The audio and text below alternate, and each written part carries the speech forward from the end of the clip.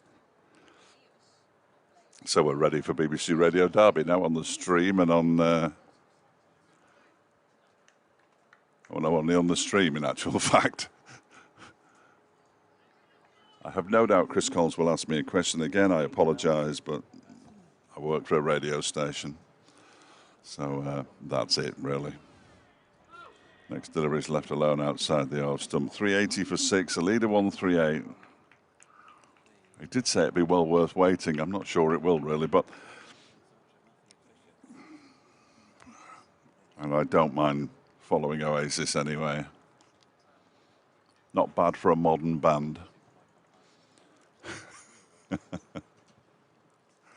Blimey, it's loud. As Hill goes in from the pavilion end, bowls to Thompson, who tries to cut this one and misses it. I think he might have gone underneath his bat, actually. Well, Hill's getting frustrated. Now, all the bowlers are getting frustrated. None more so than Dom Bess. 31 overs, 1 maiden, 1 for 47. But he's going to continue from the Lake end. 25 overs old, the new ball, although it was changed.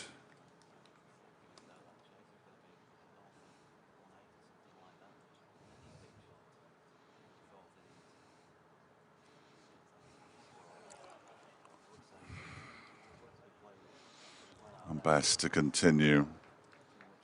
Ben Cliff's been sent down into the far distance to field. The update will be coming shortly, so bear with us. As Bess is in from the Lake end and bowls to deploy. That one bounces. There is definitely some variable bounce out there.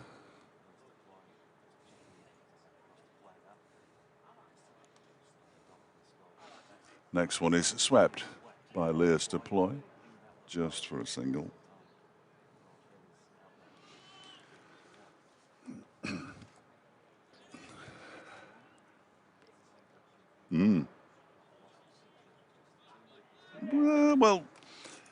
Yes. Yeah, you're right, Chris. Good afternoon to you. 381 for 6, Derbyshire now. So 2 wickets only have fallen today. Haider Ali, who wasn't out, but given LBW by George Hill, clearly going down the leg side for 146 after putting on 277 for the 5th wicket with Leas deploy. And Alex Thompson has just smashed a ball out to mid-wicket for 4 runs. So it's 385 now. 4-6, and the other man out was since lunch, Brooke Guest, caught by the substitute fielder Ben Cliff off the bowling of Dom Bess, and Dom Bess will have been delighted with that wicket. 31 overs and 2 balls. He's bowled 1 for 148. He hasn't bowled well. Don't tell anybody, but he hasn't bowled well. But what there is out there at the moment, it's only day, 2.5 at the moment. It's day 3, so we're 2.5 days into this contest, and there is some variable bounce. It's keeping low on occasions. It's spitting on occasions. The Derbyshire bowlers won't mind that too much, but they probably need another 60 runs minimum as another run is taken by Alex Thompson just to get up to a lead of 200. That would be ideal, absolutely ideal. The hero, of course, Leas deploy, 161 not out, 288 deliveries, 19 fours. His highest score for Derbyshire. It's his 16th first-class century in all, his 6th for the county. He's got to his century off 182 balls. It's been a long old vigil. In fact, it was just over 24 hours ago when he first went out into the middle with his side in a whole heap of trouble at 17 for 4. It's remarkable, really, what we've witnessed in the last 24 hours. Just a couple of wickets have fallen and Derbyshire are in the lead. 146 the lead now at 388 for 6.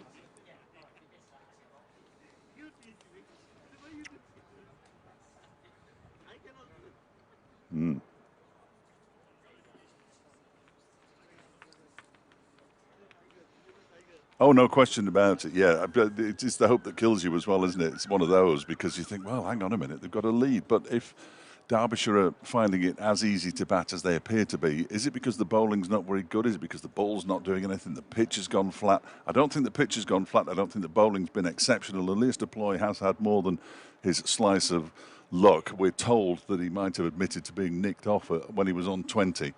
Yesterday, out in the middle, bizarrely. That's the story that Jonathan Doyle just picked up from the Yorkshire side of it. So I find it bizarre that a batsman would admit that he was out while he's still out in the middle. And we still got Mark Watt to come, and the battle between Mark Watt and Yorkshire yesterday was terrific. They detest him. He doesn't like them.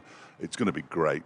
So that lead is 146 now, 147 now, and Derbyshire need at least, say, another 60 runs, and if they could get another 100 from here, they would have a real opportunity.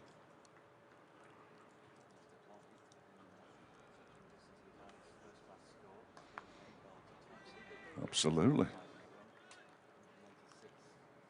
Cheers, Chris.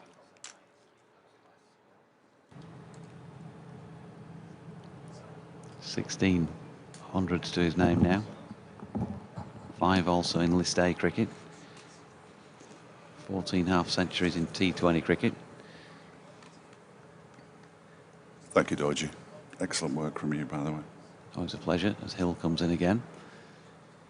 And bowling here to Thompson, who drives firmly into the offside, but Revis in the floppy is into field from cover.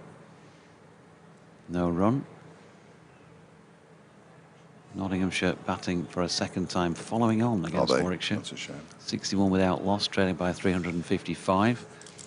Somerset need a fairly hefty 458 to beat Essex. They're 8 for no loss in the second innings. How many have they lost? Oh, now then, George Hill, who happened to take off when he'd just taken the change of ball, has now bowled one that almost clipped the bootlaces of Alex Thompson as it went by. Again, interesting times, especially if you're batting last. The 200 lead might be useful. Hampshire leading by 35 runs, but at just 267 for 6, and apparently heading for defeat against Lancashire. Although they bat all the way down Hampshire, so you wouldn't write them off just yet. Short ball here from George Hill. It's a rare bad ball from George today. He's given it a real good go when he's been on, but he's banged that one in too short, and Alex Thompson gave it what it deserved. Really pulled it for 4 through mid-wicket. Lead up to 150, which is handy. They probably need another. If they could get another 60 or 70, that would be really useful.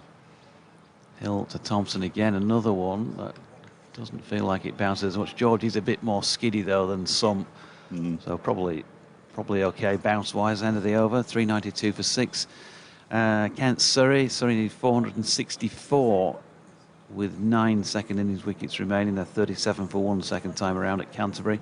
Glamorgan against Durham. Well, Durham lead by 207, hoping to bat just the once, but they've only got 1 wicket left. They might still have enough runs there to see off Glamorgan a second time up at Chester Street. We never know. Got a bandana issue here. Zach Chappell has taken the wrong bandana out for Lears Deploy, who has a bandana underneath his helmet. That's not good. At Bristol, Leicestershire 158 for 3 in this division, trail by 210 against Gloucestershire. And at Hove, Sussex made 348, Worcestershire 410, Sussex 153 for 4 in their second innings. That's a lead of 91, so that could be an interesting final bit to today and a bit of tomorrow maybe. Something to watch tomorrow afternoon when we finally get home. Forever Domo says, I'd like that credit for the Dom best wicket after my last 2 tweets. Dom owes me.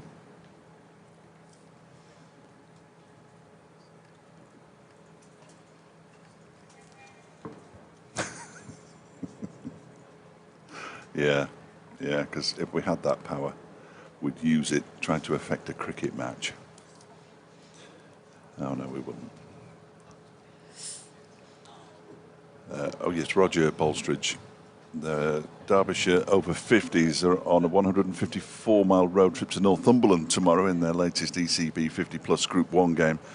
They're going in search of their first victory of the season, and apologies, Roger, for the lateness in reading the text, the tweet out. He says, keep going, Leas and Brooke. Well, keep going, Leas and Alex. Might be slightly better at this stage. But good luck to the Derbyshire over 50s tomorrow. Roger was good enough to come on Sports Scene at 6 a couple of weeks ago just to talk about the over 50s game. They do an awful lot of travelling. They're obviously amateurs, and they're scouring the leagues for everybody approaching their 50th birthday. They've got some pretty good players playing over 50s cricket. I know there's over 60s as well and beyond. All good to see people continuing to play the game they love. And putting up with the pain for the week afterwards. Yeah, I think there's a certain amount of that. I think some of them are still actually playing at a very high standard of county league cricket. Dom Bess is going to continue, 1 for 154 from his 32 overs, 1 for 32 from his last 8 in this spell, having dismissed Brooke Guest for 42. Derbyshire 392 for 6. Bess is in, balls to deploy, advances down the track towards the bowler and guides the ball out to the cover boundary for a single. He moves to 165, 393 for 6 now. I don't know what that noise behind us is. It sort of started about 10 or 15 minutes ago. I thought they might have been emptying the portable toilets, which is always a delight. It doesn't smell like that. No, it doesn't. I think it's the air conditioning inside the pavilion or the kitchen fan. But it's really starting to irritate me now. Sounds like a generator. Yeah, I don't know. It's not. I don't think. I think it's the fan from the kitchen, but I'm not sure. Dot ball played out to the leg side as Bess is in again, and this time he launches one down the ground. Does Alex Thompson for 6. Brilliant shot from Alex Thompson. Used his feet, got to the pitch of the ball, and launched it down the ground. He moves on to 19. It's 399 for 6 now. 157 the lead. Yeah, played it well, didn't it? Good use of feet. He just felt like at one moment as he struck it, it might loop up in the air to Shan Masood, but he clearly got a fair bit more on it than that. Should take a single off this next ball if he can. Oh, that one keeps low and he flicks it into the leg side. Oh. It's up and down, it's all over the place. This game is not over by a long chalk. Starting to do a bit now. Oh, on the up and down stakes at least, maybe not absolutely. horizontally. Next delivery is a good length and bounces appropriately, defended by Thompson. Back towards the bowler. A shirtless spectator has just gone into the bus that's a bar. His back looked a little red, perhaps unsurprisingly. 399 for 6. Alex Thompson on strike. He's got 19. Lears to play on 165. And Dom Bess is in and bowls. And he, well, again, uses his feet, but this time gets it nowhere. Jordan Thompson is a very straight, shortish mid-on. Does the fielding. And it's the end of the over. 399 for 6. A lead of 157. Or thereabouts. Matthew Fisher removes his floppy hat and is clearly well enough to return here for Yorkshire from the pavilion end, but they only saw 3 overs of new ball out of him, and I wonder how much they'll regret not being able to bowl him a little bit more at that point when the ball was new. They have changed it, of course, since then, when it was I think 19 overs old. So 399 for 6.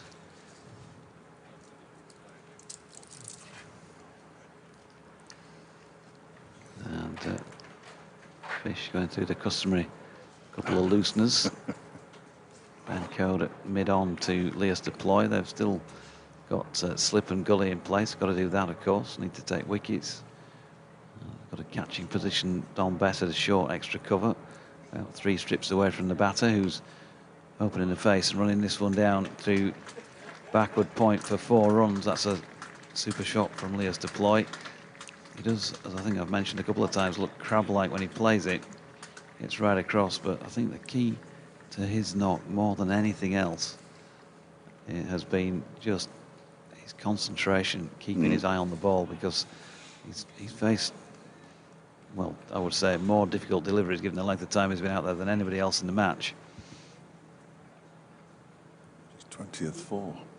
It is his 20th 4, yes. 400 up. 403 for 6. Fisher to deploy. He's content then to just drop this square on the offside. Jordan Thompson coming in from the boundary to flick that back in to Jonathan Tattersall. Single. Taking Kate's stats away from her. I apologise for doing that last one, Kate. Do I need to let you have the commentary as well when he gets to something like 181? Because he's going to be 5 shy of his highest ever first-class score. No. No. Is that right? Is that You'd be doing a BBC Derby special on that, won't you? Potentially.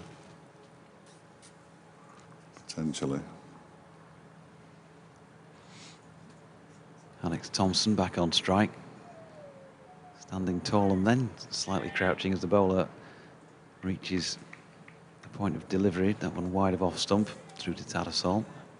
I couldn't work out why David Griffin had gone out, because he's usually there for landmarks, isn't he, in front of us? But he's going to be out in the sun a long time waiting for Lears to get to 187. The fourth 100 was the slowest yet, off 182 balls. Proper cricket. It sort of looks like a scene from, you know, when you see the news, Greenpeace usually involved, as Fisher is in, that's wide of off stump, and Thompson shoulders arms, there's no run. He's not attached himself to the advertising boards, has he? Sean in Roundhay, apology accepted. Don't worry about that. I just don't hold any truck with anybody who calls them Derby, seeing as they're currently the home side and we're playing in Chesterfield, which is still in the same county. I don't know if Dom, who did the show last night, is watching when he suggested that Chesterfield was in Yorkshire. I didn't correct him on air, but I have now. Oh no. Oh yes. Fisher in, and solidly behind that is Thompson, pushed up to mid off, and there's no run. Oh no. I mean, we always have the, I'm sick to death of the Middlesbrough debate when we go up to Durham every time. Well, Middlesbrough is a traditional Yorkshire town.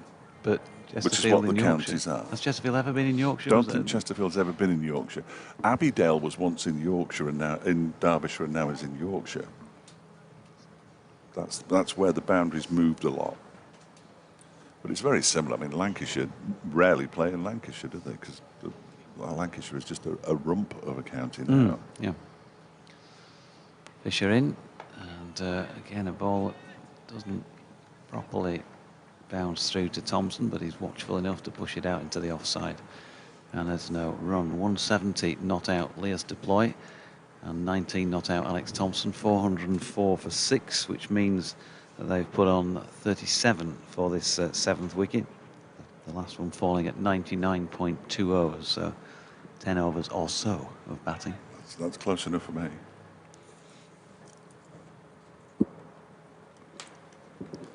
And a mere 47 overs left in the day's play. We've got to the halfway stage just about. So if our commentary sounds laboured, or more laboured than usual. Still the possibility of this game being over today. It's becoming more remote the longer Derbyshire bat, of course, but a lead of 162 isn't enough. And Don Bess is into bowl to Lears deploy. And he's been caught at slip. Adam Lythe gets him.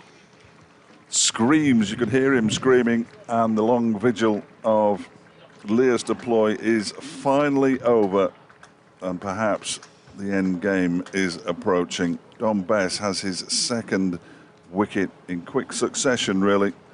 Deploy goes for 170. It's been a magnificent innings from him. 24s in that, and he'll get a decent ovation, I'm sure, as he leaves the field. But he will look slightly disappointed nonetheless, because Derbyshire, well, there are 162 in front, but they need more. 294 balls for his 170, and as you said, correctly, 24s. Wicket was taken 109.1. Thank you very much. And what do we say? Well, I think what we do say is that it was an innings that involved maybe just a little bit of luck being on his side at times. Certainly a fair bit of luck in terms of what he finally scored after nicking one yesterday. There is that. But you get what you can from the umpires, because some days you're not going to get them. And I just thought tenacity yesterday, 17 for 4. Difficult circumstances, I think I've said numerous times already. I thought Haider Ali definitely looked more fluent than Lears did. Probably at any point of Lears' innings, but he's just had stickability, hasn't he? He's played sensibly. took that little gift that he got from umps yesterday, and he's done a tremendous job for his team. So nobody can knock the skipper. Top scorer in both innings so far. Is it enough? Well, at the moment, the way things are playing out there, you would think that there'll be a bit of discomfort for Yorkshire in chasing if everything fell apart right now for Derbyshire. You'd already be thinking that. So Derbyshire, again, they've got plenty of time here. No need to go silly and throw away a couple of stupid wickets. They can just push it around with an in-out field. Yorkshire have got what they wanted. They've got Mark Watt out there, and the first delivery he faces, he leaves. Allows it to go through to Johnny Tattle. By my reckoning, Lears Deploy was out there while Derbyshire scored 387 runs, which is a very fine effort. Watt waits and goes back into his stumps and manages somehow to get the ball down into the ground. Ignores it. Allows Johnny Tattle to come from behind the stumps and do the fielding. 404 for 7. Ben Aitchison and Saranga Lakmal still to come. Watt goes fishing for a wide one outside the wild fish. Outside the off stump, misses it. Swish of the bat through to the keeper. Is it a wild red salmon, perhaps? A wild one, not one of those, yeah. 404 for 7. Goes for an Iggy Pop. That one's left alone by Watt to go through to Tattersall. He just want to get his eye in. He would love nothing more, I'm sure, Mark Watt, than scoring enough runs for him and the rest of the bowlers to bowl at. Big man, waits, goes back into his stumps, pushes it out into the offside and scampers through for a quick single. He's off the mark. Derbyshire are 405 for 7 after a wicket taking over that would have been a maiden but for that single. 1 to Watt, 19 to Thompson. I see what he did there. I genuinely can't. What did I do? What off the mark? What off the mark? Oh, mark, yeah. No, that wasn't deliberate. Ah. Clearly. I shall withdraw credit. Yes, would you? Mark Watt does have a highest score in first-class cricket of 81. That was against? No idea. It wasn't for Derbyshire, I don't think. High score this season is 15. Griff will know. Griff? More than likely in the Ireland. Intercontinental. Mark Watt's highest first-class score, 81 not out, was against? Was he not out? Or was it for Derbyshire? But I'm being told it might have been for Derbyshire. And I don't remember it. I think I'd remember that. Matthew Fisher, meanwhile, is resuming at the pavilion end, bowling right arm round the wicket to Watt, who drops down on one and pushes into the offside. Shan Masood, look at this, after the fumbles and foibles earlier on today, he just flicked that himself up into his hands effortlessly. Beautifully done. If Pakistan football team are ever short, then I'm sure he might get a call. Yeah, there we go. There you go. Scotland against Papua New Guinea, 1st of October 2017, thanks to Dave Griffin. I didn't think. Mark Watt's highest first-class score against the might of Papua New Guinea as Fisher is in, and Watt chops that into his pad out into the offside, and there's no run. Cummels. Was that played in somewhere like Goroka or Port Moresby? What? I don't know. Port Moresby, potentially. I don't know. Port Moresby, there you go. It was Port Moresby. Yeah, well, that is the capital any of Papua New tear gas Guinea. sprayed during the innings? Because they often do that at rugby league games over there. 405 for 7 then. Watt on 1. 2 slips in place, plus a gully, point, cover, mid-off, mid-on, long leg and deep backward square. Watt walking into this Fisher delivery, really. I'm not quite sure he wanted it to go to Finlay Bean at gully, but that's where it ended up. The dot ball. Spectators, as we said a couple of times, fewer in number today. Away to our right at the sort of city end of the side of the ground. Relatively sparsely populated. A lot of them have moved across to the shaded area away to our left once again. As Fisher's in and bangs that in shorter. Watt watches that one go by quite comfortably. His high scores against each opponent show that 81 not out, as you say, PNG, 55 not out against Sussex for Derbyshire, 43 against Ireland was his high score against them. He made 13. Well, his high score against Durham is 13. He's played them twice and he made 5 not out in one innings against Leicestershire. He hasn't played an awful lot of first-class cricket, Mark Watt, as you might expect, playing for an associate nation. Jordan Thompson just been asked Zach, to very go good from man. point out towards deep backward point. It'd be 5, maybe 10 in from the boundary out there. And now Don Best, conversely, has been asked to move closer into a catching position about 2 strips away at short extra cover. And Watt pushing forward to a delivery. He doesn't defend particularly solidly because it runs away behind him to second slip Adam Lyth along the ground. Looked like a slower ball from Matthew Fisher. Pretty warm work out there this afternoon. Warm work in here. Warm, yeah, work in here. Affable Zach Chappell just walked past. He's gone straight to that bar. Maybe that wasn't for broadcast. Brings a tray back for us all as Fisher is in, and that's pushed into the covers by Watt, who's going to skip through for a couple. Jordan Thompson has a fairly lengthy chase to do the fielding. That completes over number 111. 407 for 7. 19 of them to Alex Thompson and 3 to Mark Watt. Might have to leave you with the next over as well, given the time, if that's all right. I do apologise. I'm sure the listeners will be pleased.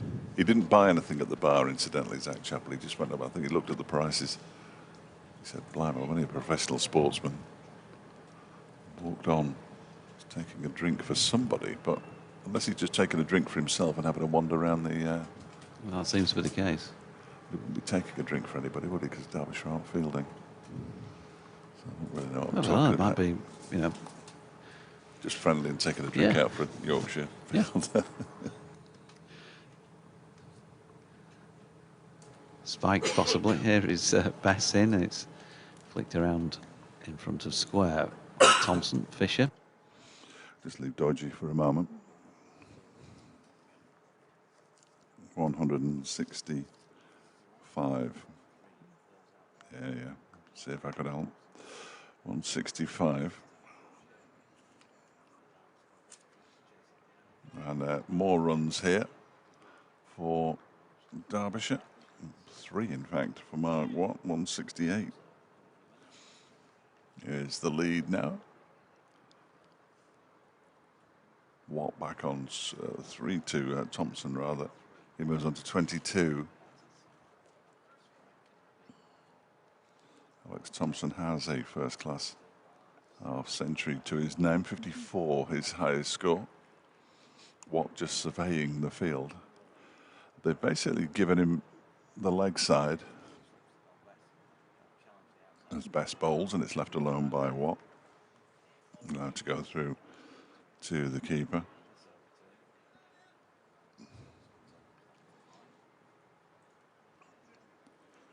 Watt taps his bat, waits. Best just keeping him waiting. He's on his way in now. Bowls to, goes back into his stumps and turns it into the leg side.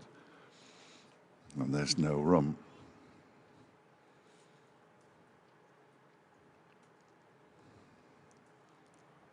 .410 for 7. As Bess is in, Watt turns it into the leg side. There won't be a single there either, as Johnny Tattersall comes from behind the stumps. If I follow a new reptile education experience, I won't be very happy. 410 for 7.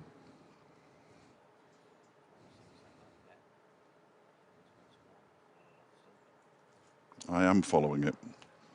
Remarkable. Yeah, Leas Deploy is out. He made 170, but the skipper has gone.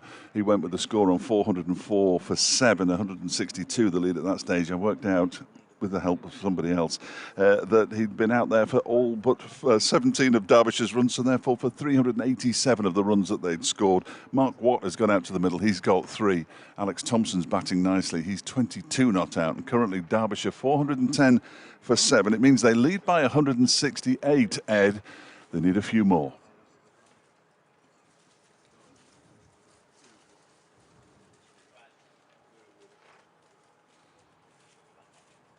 Matthew Fisher continuing from the pavilion end, bowling to the right-handed Alex Thompson here. Another one that kicks off the pitch this time, much like George Hills did a little earlier, although more of a sighter this time for Thompson because it was a little shorter of length. Penny Sutcliffe, no number 4, gets 171 against the Tykes. Tee BBC West Yorkshire Sport at gmail.com if you want to send us more informative emails such as that one, or at Jonathan Doidge or at Fletch Sport. We had an informative email I've missed. Yeah, Penny in Putsey. As Fisher is in, that's pushed into the offside there by Thompson, and they get through for 1 run. James Wharton out there subbing still, doing the fielding. Yeah, she said no, number 4 gets 171 against Yorkshire. Right, okay. Yeah, there is a number, David, I can't remember what it is. It's like the Holy Grail for him. It's the lowest number that no batsman has ever got, and it's in the 100 and whatevers. There is a score that nobody's ever... Obviously, there's a score. It's the lowest score that nobody's ever got, and it's in the 170s or 180s, I think. It's one of those niche stats. Okay, Fisher in, bowling to Watt here. Going round the wicket to the left-hander and going past the outside edge. But, Mark Watt, to be fair, has left it well so far. I would ask Griff what the stat was, but he's too busy wearing another sausage roll. The highest number, the highest number that no batsman's ever scored. That one, what is it? 183. So he was on his way, but he didn't get there. So it's an entirely pointless conversation, really. There are so many. Such as... The quiz question is the circumference of a cricket ball. What is the circumference of a cricket ball? Without Googling it, because I understand one of my colleagues might have cheated. Fisher again. Watts this time does push at one, and just after I've said he's left it pretty well so far, he has a push with that angled bat that so often sees the back of a batter. And this goes back to somewhere near square leg, and then shows us that really he ought to have left that. Is the circumference the way round? Yes. Yeah, the entire way around. Right, okay. Well, that changes my thoughts of it being 4.5 inches, because I think that's the Diameter. The diameter,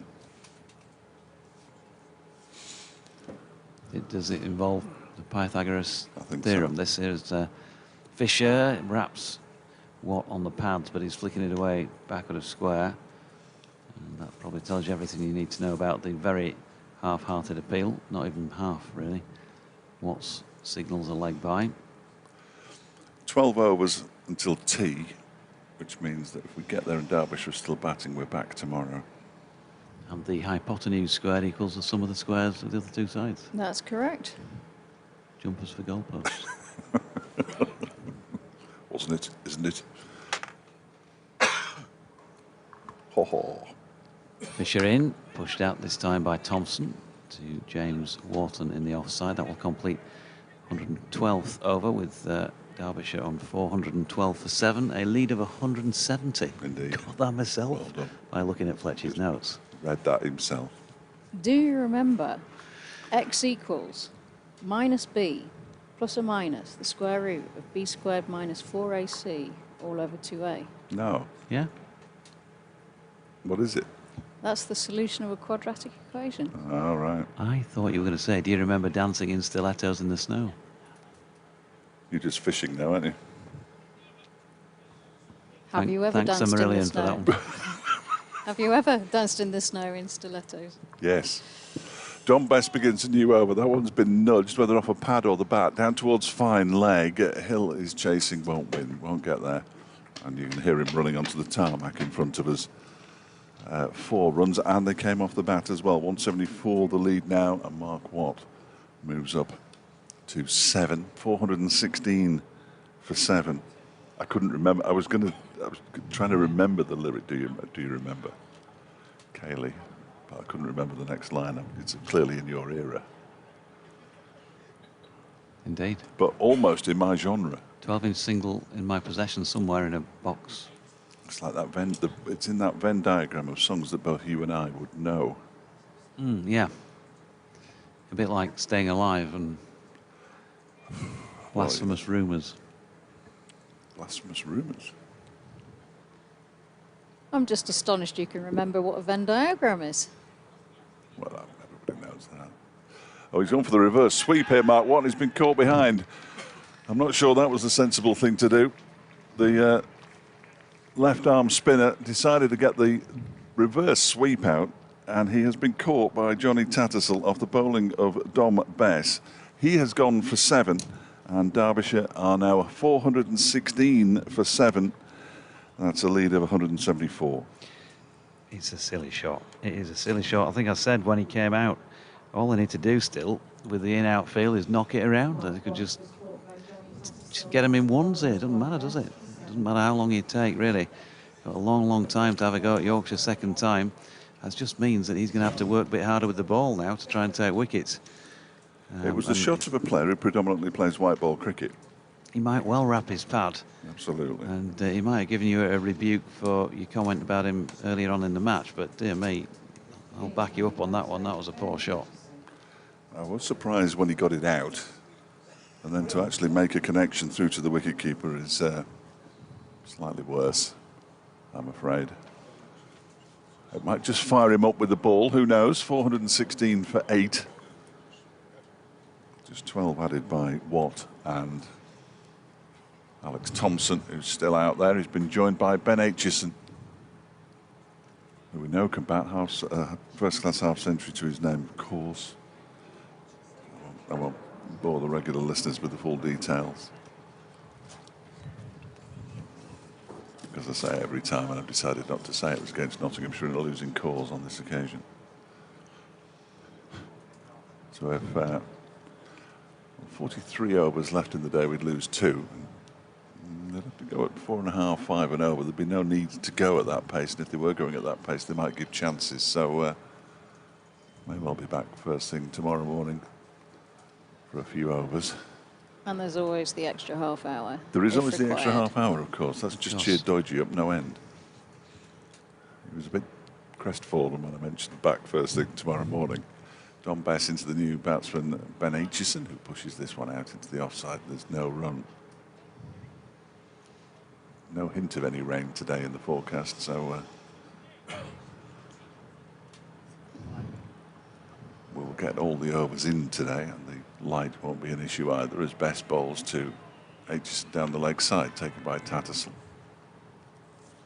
Lead 174. I'd like another 40 or 50 from the last 2. The last 2 wickets, that is. Still Saranga Lakmal to come.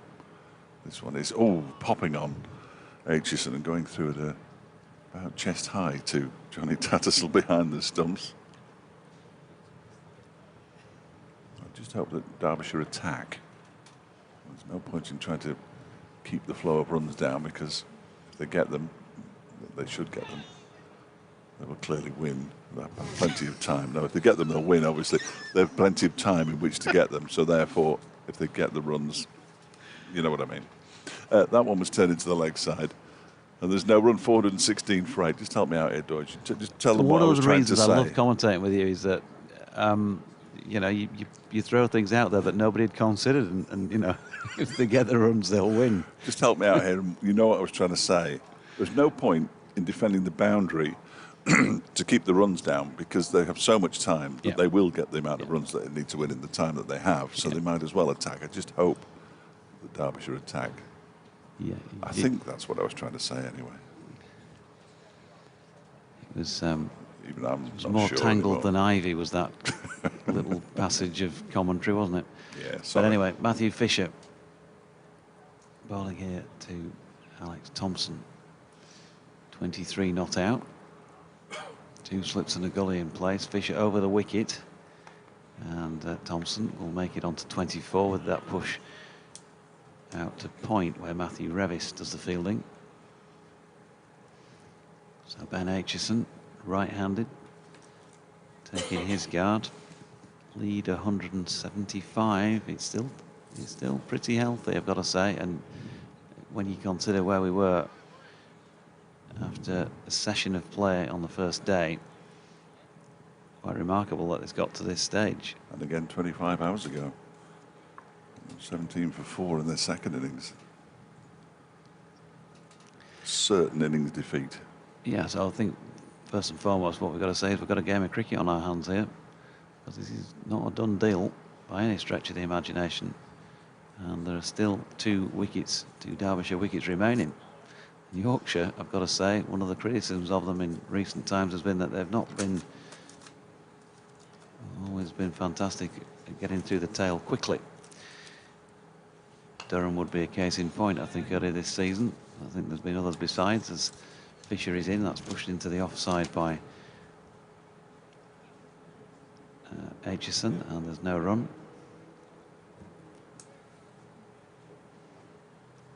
Good, just receiving the ball there from Bess at mid-off. Masood is at mid-on. Got a short, straight mid-wicket. I think that's James Wharton, by the looks of things. Long leg, 2 slips of gully. Revis on the 1 at point here. Was a Bess catching at short extra cover, and a flash. And absolutely 0 foot movement there from Ben Aitchison until the ball was in Johnny Tattersall's gloves. Yes, that was a shot of a batsman who normally would come in with the number on his back. Yeah, back in the day. Not a good shot. I didn't try and reverse him, though.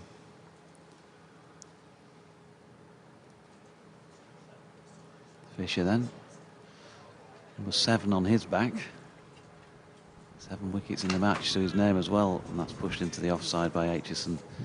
Revis fielding at point, no run. I think, got to say, out of all the, you know, when you're a traditionalist and all the rest of it, you don't always like all the changes made in the sport, but I do like numbers on backs, I've got to say. Oh, essential for me. I think, well, just for us, but for everybody, Yeah, really. It's just a really good point of identification, particularly the ones that you can read. You can't always read them on some of the white ball shirts. No, indeed. I noticed that India managed to, on their sweaters, their cable knit sweaters, managed to get the word India sewn in, but couldn't get the numbers sewn on the back. Too tricky, obviously, to get numbers as well as you get the sponsors' logos and stuff like that on, but numbers. Can you not iron on transfers numbers onto the back of wool? Well, absolutely, but I don't think it's beyond the wit of man. Middlesex had some quite snazzy sweaters that had black sort of V's on them, but no numbers on the back. If you can knit the V's in, you can knit the numbers on the back.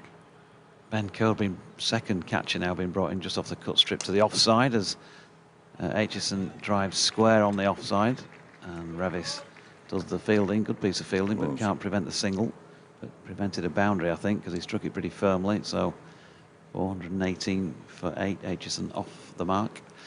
Could they not do them like they did on rugby shirts, where you'd have the big white patch with the number in the middle? The patch on. You'd have it sewn. The numbers used to be sewn on in the rugby shirts.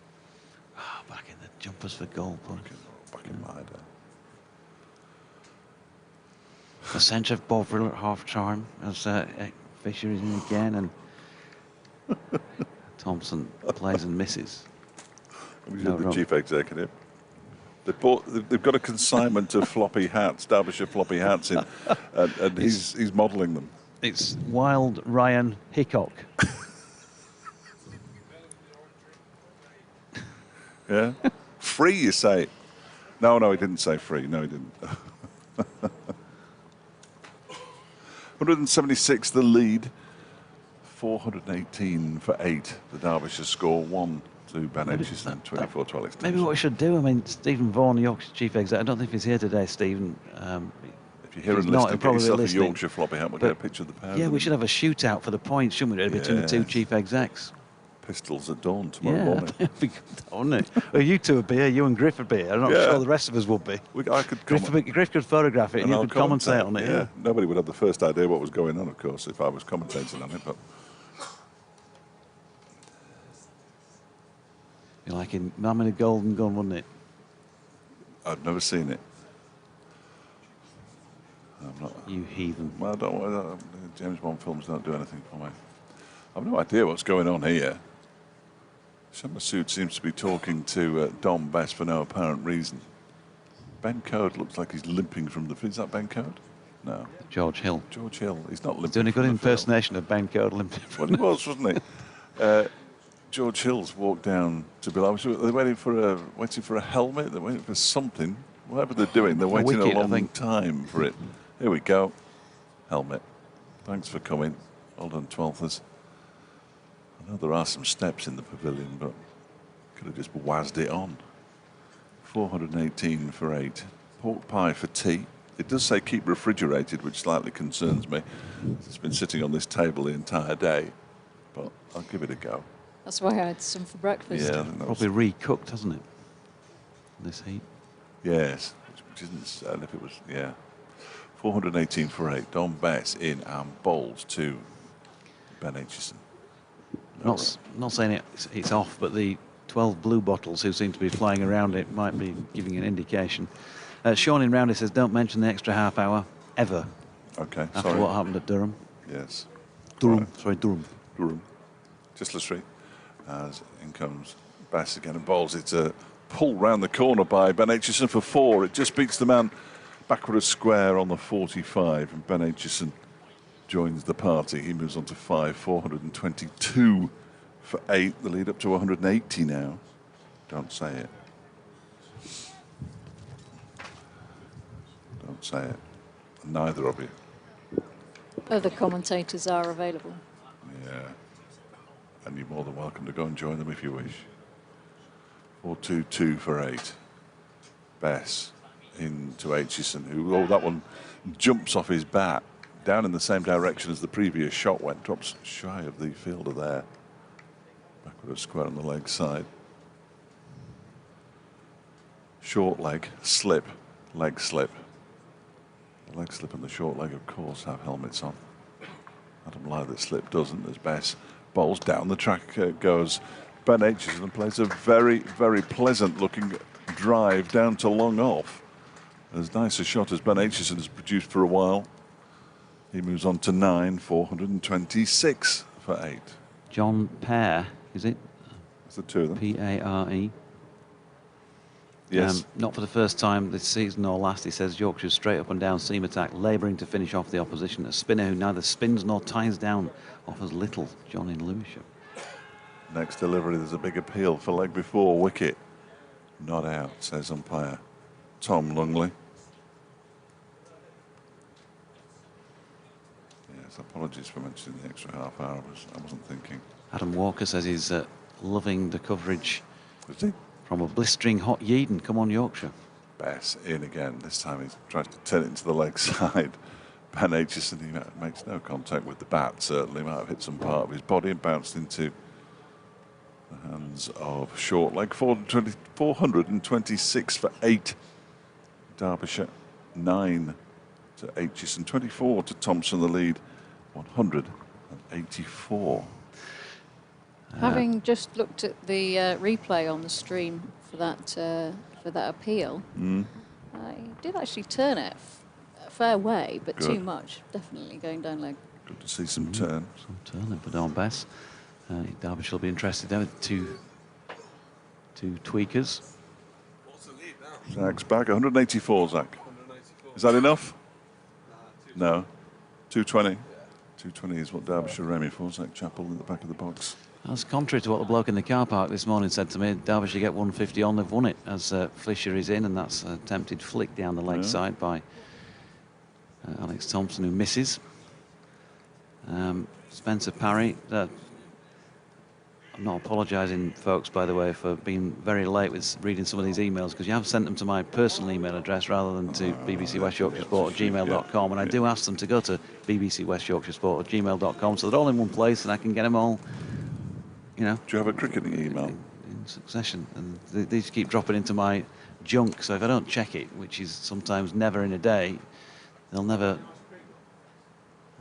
be aired. Here is Fisher in, and that's been sliced away down to third man for 4 more for Alex Thompson to take him on to 28, and Derbyshire to 430 for 8. Spencer Parry says, afternoon Jonathan and the commentary team. On the subject of Dutch cricket, if a player hits a boundary, does the commentator always say fjord, more runs to the batsman? Well, fjords are in Norway, so it seems unlikely. There are no fjords in the Netherlands, No. which is famously flat. Flat as a pancake. Yeah, famously flat. It's not a Dutch word, and No.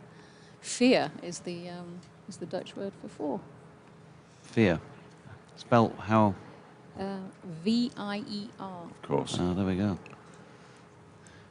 Here's Fisher in again, and that's pushed out to backward point this time by Thompson.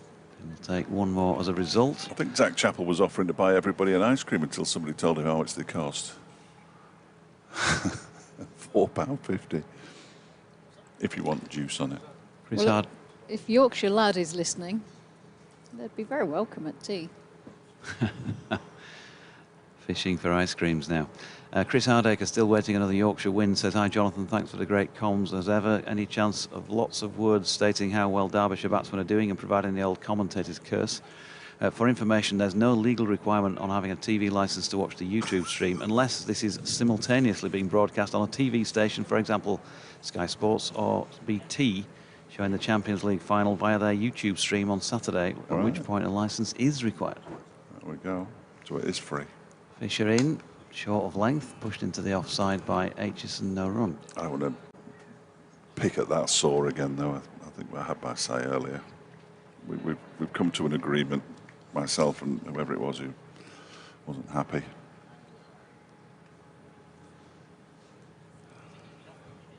Last thing I want is to fall out with anybody, really, unless I have to.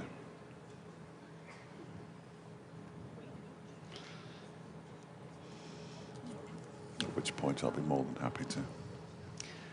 Fisher then in the Queen's Park sunshine, making his way in past umpire Chris Watts. So again, little foot movement. He's gone here. That's a brilliant catch by Matthew Revis. I thought it was little foot movement, and I'd expected to see that flashing away square on the offside for 4, but no. It is the end of Ben Aitchison, brilliantly caught by Revis off Fisher. An 8th wicket in the match for Matthew Fisher, and Derbyshire have 1 wicket left to try and squeeze out a few more runs before they try and make Yorkshire sweat to attempt to knock these off. They're 431 for 9, and that is a lead of 189. That was a very, very smart catch indeed by Matthew Revis. Poor old Ben Aitchison, you're right, there was no foot movement, but he still thought he'd made a sweet enough connection with the ball to get it away to the boundary. Revis leaping to the floor, almost having to dive forwards, and Saranga Lakmal and Alex Thompson now stand between Yorkshire and batting for a second time. It's all Zach Chappell's fault, though, for moving around. Yeah. Cricketers are notorious for not moving when batsmen are out there, and all of a sudden Zach's wandering all over Queen's Park. So Aitchison caught Revis at point off Fisher for 9 off. 16 balls. 2 fours. And the wicket was taken after 116.5. Five. Thank you very much. The lead of 189 is not. It's one of those tricky ones, isn't it? It's a nipper. That's often Yorkshire and firm favourites. Trevor Mason says, thanks for the excellent coverage of Derbyshire v Yorkshire.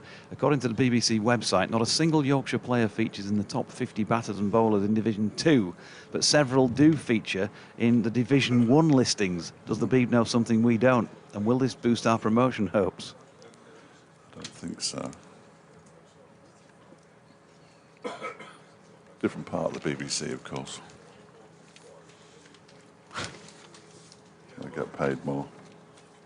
Not difficult. Fisher then to bowl to Lackmell. Flexes at the knee, waits for the bowler to come in. First ball is on the rise as it goes by. Fisher, hands in the air. Can't believe he's not got a wicket there. End of the over, 4:31 for 9. Robert Nicholas says John Venn of Venn diagram fame is a Yorkshireman. Is he? Born in Cottingham, East Yorkshire. Cot. If we're local, it's POC, isn't it? For Cot. Yeah. Just going to Cot. Is there a market in Cottingham? There probably will be, won't there? Just going to Cot. One on a Sunday in the car park somewhere. I spoke to people, the East Yorkshire Cricket Society, I think that was in Cot, about 2 or 3 years ago. Ken from Norwich, afternoon to you, says, afternoon JD, we've let him get away a bit. Now we need to show the killer instinct and mop up the last 2. Great to hear Dutch Bird there with you. I'll buy her an ice cream if I see her at NMR in September. North Marine Road. I'll be there. Dom Bass then, who's got 3 for 177 from his 37 overs. He's going to continue from the Lake End. He's bowled 13 overs, taken 3 for 55 in his current spell. And he's in now and bowls to Alex Thompson, who pushes that one into the leg side. And there's no run. 7 overs until tea, including this one. That will go down to 5 overs. What was it before? Oh, it's always confusing. They're going to take a single here as the lead moves up to 190. One more to Thompson, who moves to 30, 432 for 9. Heard Zach Chappell in the background earlier saying 220. I'd snap your hands off at 200 at the moment, but 220 would be spectacular. Suranga Lackmell nodding the side for his batting. Taps his bat on the crease and waits as Dom Bess is ready. Comes past umpire Lungley now and bowls, and Lackmell drives. Not sure he entirely meant it to go there, but he picks up a single up towards long on. 433 for 9. Lackmell off the mark with that single. I've got an update to do, Dodgy, if you could do the honours. Is it one of these long ones? No, apparently. Bess trying to finish off. I thought I was going to miss it there, but I'm here now.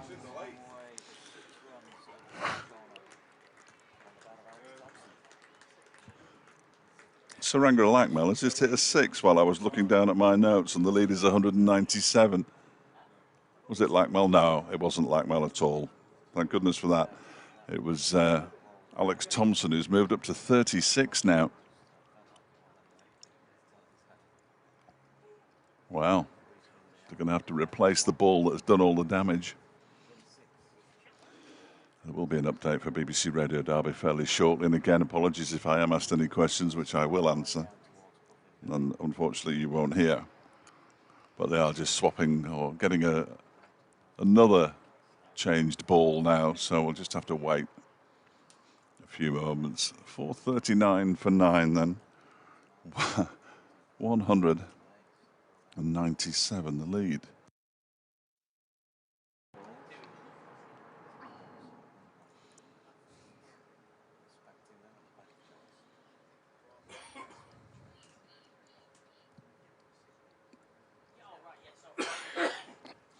Yes, no, not at all. I've heard it, but yeah, no. I wouldn't say I heard it all the time.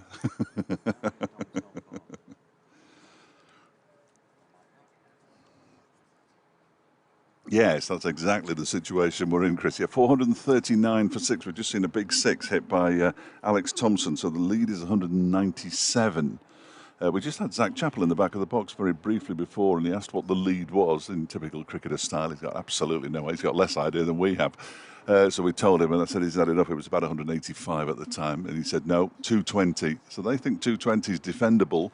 They've just taken a single to take it to 198, but there has been a little clatter of wickets. You heard about Leas de Ploy being dismissed for 170. Well, Mark Watt, this is remarkable. He admonished me last night for writing him off as a bowler, which to a degree I had in a commentary on day one of this game. Well, if I speak to him again, I should be admonishing him because he tried a reverse sweep and was caught behind off the bowling of Don Bess for 7. It was very much the shot of a player who plays a lot of white ball cricket. And then a few moments ago, Ben Aitchison was caught brilliantly by Matthew Revis at point off the bowling of Matthew Fisher for 9. Saranga Lakmal is the last batsman that Derbyshire have, and he's just hit a 4.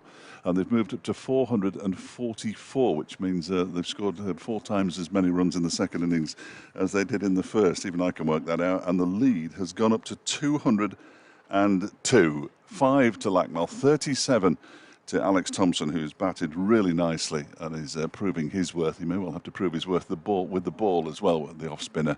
I think the 2 spinners will have a lot of work to do if Derbyshire are going to win this one, but they've given themselves a chance, Chris, with a lead of 202 at 444 for 9.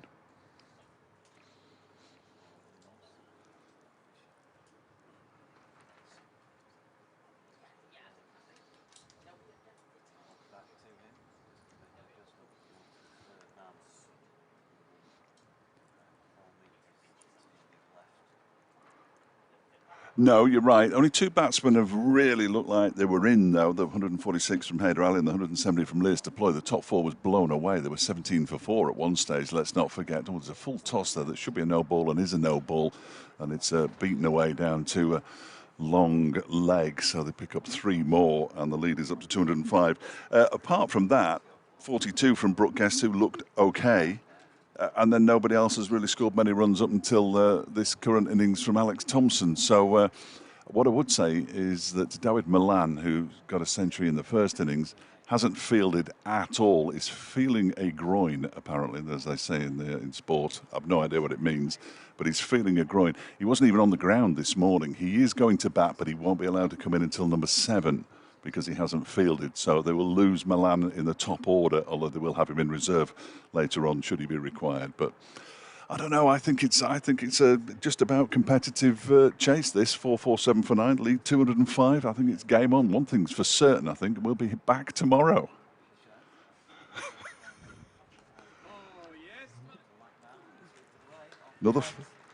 Another 4 from Saranga Lakmal this time. Remarkable. He's moved on to 9. 451. The 450's up. 451 for 9. Lead 209. It's moving on a pace, this game, Chris. It's moving on a pace.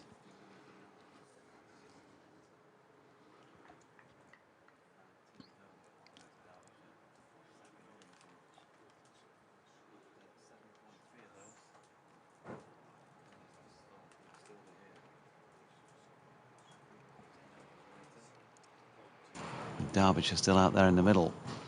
But that they are, and Fisher is into Lakmal, who's clearly can flick off his legs because he's done it once again down to Jordan Thompson at long leg, and they pick up 1 run. That 6 was something, wasn't it? Well, it was a long time ago now, but changed the ball after it. Disappeared off somewhere down the lake, presumably. Yeah. 10 away from what Zach Chappell thought they wanted. 220, 210 the lead. Still half a dozen overs before tea, or will they carry on? Well, they would carry on, I think. Would they? I'm not sure. I don't know how these things work. Fisher in, flicked off the legs by Thompson. Sweeping James Wharton comes in. Throws it back to Tattersall. They get 1 run.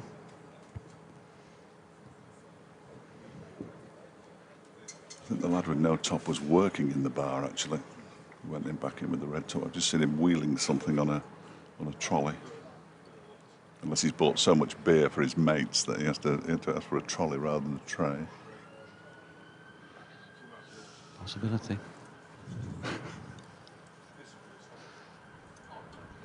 Fisher bowls to Lakmal. Beautiful forward defensive push into the offside. Don Best does the fielding. Plenty of breeze around, as there has been throughout the day. There's definitely significant movement in the trees. George Hill's just been windmilling his arms. First slip. Flags on the council building are horizontal. Looks like another easterly, doesn't it? Anything to go by. Maybe southeasterly, possibly. Now then, short ball from Fisher has clonked Saranga Lakmal on the head, and he's gone down immediately there, so we will have a stoppage in play here, and hopefully he'll be okay, but he's felt that one straight away. Side of the lid, I think. You could hear it, couldn't you? Yeah, really was a big crack on his head. Yorkshire players and umpire Tom Lungley all straight around, and the Derbyshire physiotherapies, medics and whatnot straight out there, a couple of them. 2 went out straight away to check him out. Another Yorkshire physio is coming on as well to see if he can offer any assistance. Players, as they do, gathering around Saranga Lakmal, who's on his knees, or on one knee at least. And a wave to the pavilion there from Alex Thompson. Could mean one of two things, so it's pointless me trying to say what they are because they're entirely opposite. One would be, no, he's all right. The other one would be, I'm coming off with him. Because, of course, this is the last pair out there, so some concern for Saranga. It was a delivery that he obviously thought was going to bounce more than it did. It was a little bit short of a length, and he went down on one knee, and it just... That is a shout. I've just had the words concussion replacement whispered at me, and I'd completely forgotten about that. Have Derbyshire had one of those? Down at Hove. Yeah, absolutely. Yorkshire certainly had one in Finley Bean replacing Saud Shakil up at Durham in the match they lost earlier this season. And that was for a concussion replacement for a sore ankle, was it? Oh, controversial. I don't want to get involved. I think we can certainly say, I think we'll just gloss over that. Yeah. We can certainly say that Saranga Lakmal's been hit on the head. He was hit just above the temple area. Yeah. You've got good eyesight. Didn't look nice. I looked on the stream. Just north of his ankle. And Zach Chappell, we've already seen is in the building, will be the ideal like-for-like replacement. So to bring your leading wicket taker in the county championship this season on as a concussion substitute, but by the way, he normally bats at 7, would be ideal, really. Why is he not playing if he's leading wicket taker? He's being rested. He has a history of injury, and they're definitely managing him, Zach Chappell. He's never really done a full season either at Northamptonshire or Leicestershire where he started. He went out on loan to Gloucestershire last season, and I don't know whether they're going to lead Saranga Lakmal off here, but there's certainly some concern for him. He is walking slightly gingerly, and they are going to replace him. This is fascinating. So they are allowed to... do they have to prove that he's... I don't understand. See, I don't know the ins and outs, but do they have to prove that he has concussion, or is it just if he has to undergo the concussion protocol, then he can come off? In which case, the ideal replacement, the obvious replacement, will be Zach Chappell, who is in the building. In fact, 20 minutes ago, he was in the tent. Good job he didn't. I don't know if things have all changed. I mean, I got hit on the head I thought you must more have than done. once. Yeah. And I remember vaguely one of them coming round because I was knocked out, and somebody saying to me, "How many of my fingers can you see?" And after about 3 guesses, I got it right. So they said, "Oh, well, okay, give him 5 minutes." Now, Alex Thompson is coming off. And I think everybody thinks that that's that. Now, the umpires are explaining something to the Yorkshire fielders here. Saranga Lakmal's going to be taken round to the back of us, the medics. Could be tea. Could be an early tea to see. Tea? Yeah, they might take an early tea to see. That would make sense, wouldn't it? To do a proper assessment here, and then, yeah, that would definitely make sense. But of course, we don't know that for definite. It'd be the scorers who might tell us what's going on. The umpires have both just looked at their watches rather than suggested that they're going off for good. And it is at the usual, the scheduled time of 3:40, isn't it? 15:41, yeah, absolutely. So I think it's probably a fairly safe bet that something like A, tea's been taken early, and B, they're going to do a proper assessment of Saranga to see if he's okay to continue or not. And if he isn't, they can then apply the concussion substitution for the resumption. Umpire Tom Lungley has gone straight to the scorer's box, which is away to our left-hand side. 37.1 overs remain today, which is an important thing to note down for when we return and if tea has been called. But I don't think that's the end of the Derbyshire innings. He hasn't retired hurt. He's been taken off, Saranga Lakmal, for a concussion protocol check. Ed Dawes says, can Wayne Madsen be the concussion report? Madsen's playing, Ed. Has to be somebody who's not playing. And quite honestly, if the replacement is Zach Chappell, then that makes perfect sense and might even be to Derbyshire's benefit, but we'll have to wait and see. So 118.5 overs there, Kate? Yes. Okay, well, I mean, first and foremost, we hope Sir Angle Lakmal is okay. And he didn't look great, did he? He looked a bit groggy coming off. So I think if you were, inclined to have £1.50 each way on this, you might not be coming back for the final session, but we don't have any facts in that regard just yet. We'll keep you posted as and when. But 453 for 9 is a score on the board. That is a lead of 211 for Derbyshire. Yorkshire need one more wicket to try and start setting about. And that is having a go indeed T. T confirmed. That is T. And so we'll see you in 15-20 minutes.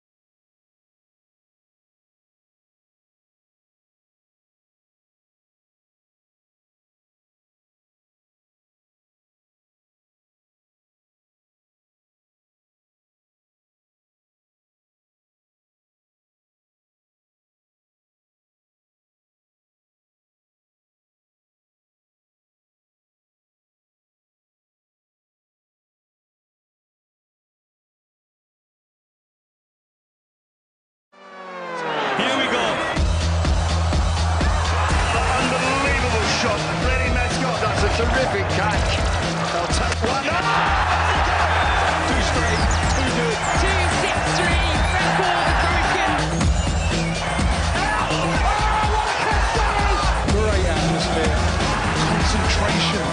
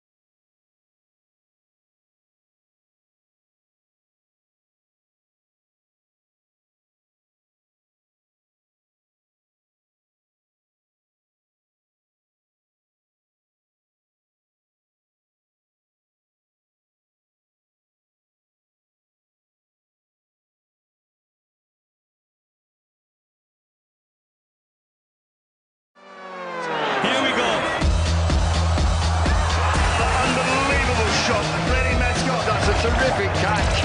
They'll take one. Too straight. Who knew it? 2-6-3, record broken. Great atmosphere. Concentration. And they are champions once again.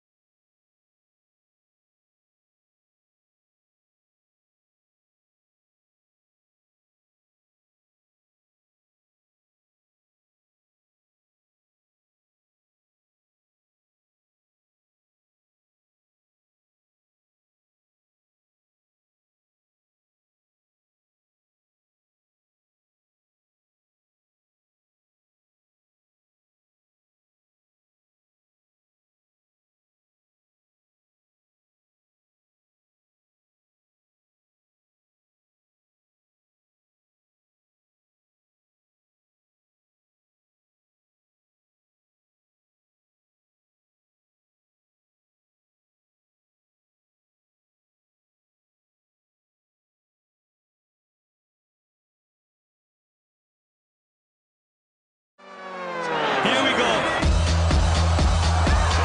Unbelievable shot. Ready, Mascot. That's a terrific catch. They'll take one. Too straight. Who knew it? 2-6-3, record broken. Great atmosphere. Concentration. And they are champions once again.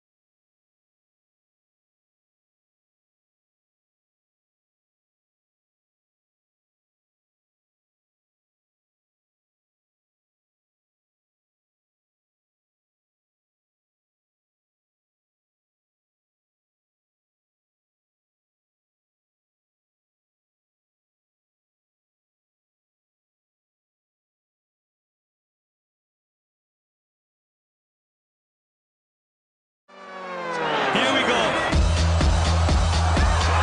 Unbelievable shot. Ready, Mascot. That's a terrific catch. They'll take one. Too straight. Who knew it? 2-6-3, record broken. Great atmosphere. Concentration.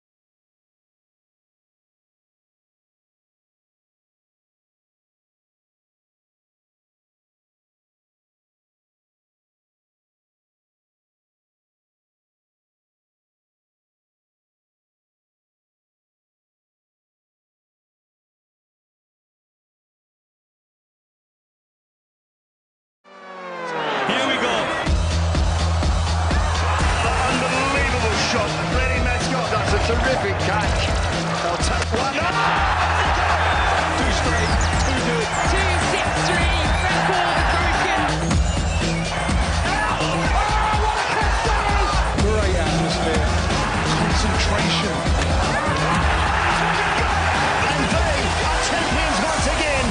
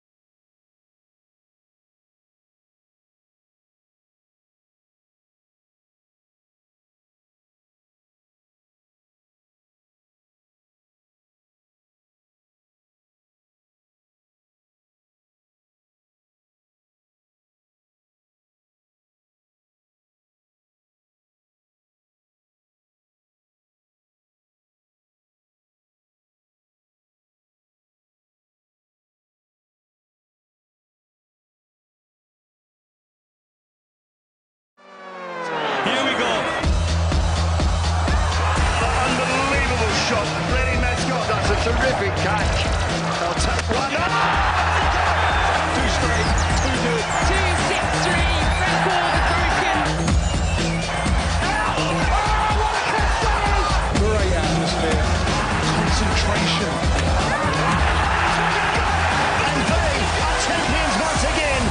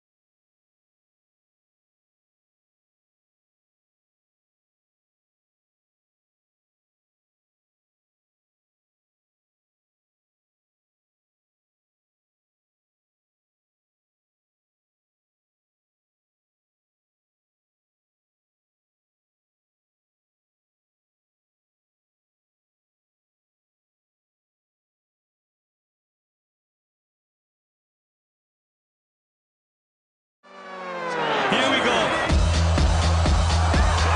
Unbelievable shot. Ready, Mascot. That's a terrific catch. They'll take one. Oh! Too straight. Too good. 2-6-3, record broken. Great atmosphere. Concentration.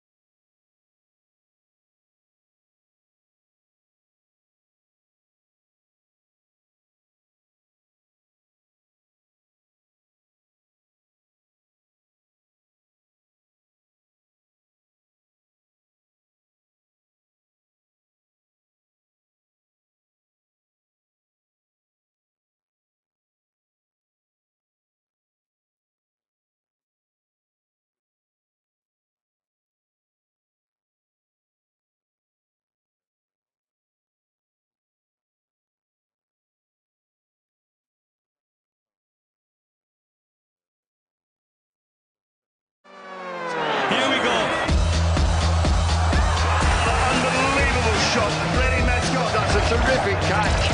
They'll take one. Oh! Too straight, too good. 2-6-3, record broken. Great atmosphere. Concentration. And they are champions once again.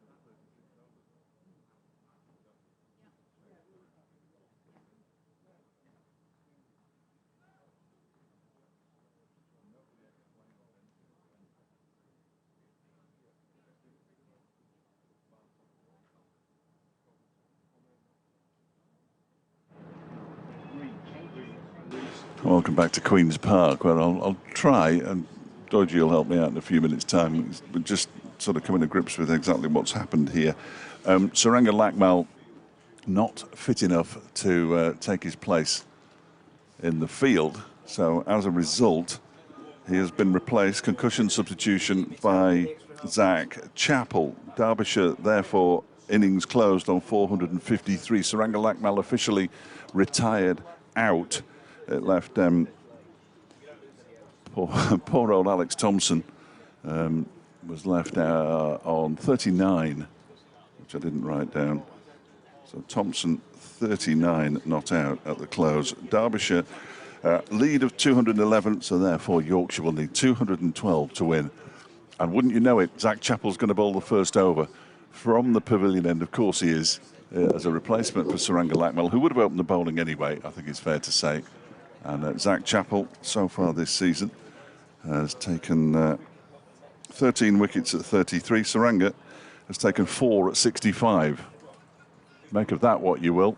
As, I don't think Yorkshire were particularly keen on Zach Chappell batting, because his career batting stats are 19 average, Saranga averaging 11, but this season there hasn't been much between them, although he does come in at 8, does 7 or 8, does 7 usually, Zach Chappell. So he's going to bowl the first ball of the Yorkshire innings, and he's going to be bowling it from the pavilion end to Adam Lyth. Chappell is in and squares Lyth up. Ball squirts out into the offside, and there's no run. No, he's gone again.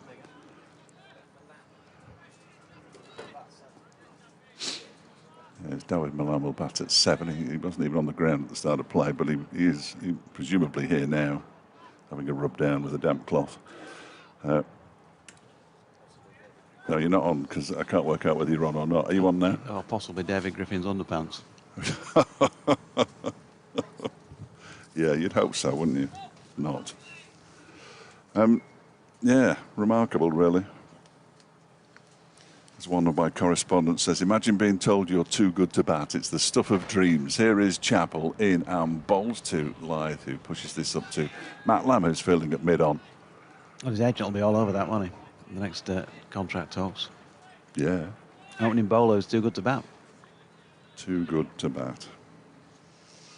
Richard Levin, by the way, has just been over with the Yorkshire supporters to say, do you want me to help you out with the last half hour today? Because there was a lot of confusion when Marty and I were on at Durham. There's always confusion when you're on, of course, with Marty. But I'll still be around. He says if there is no a last loss of half. overs, and it still is 37 on the board. Wow.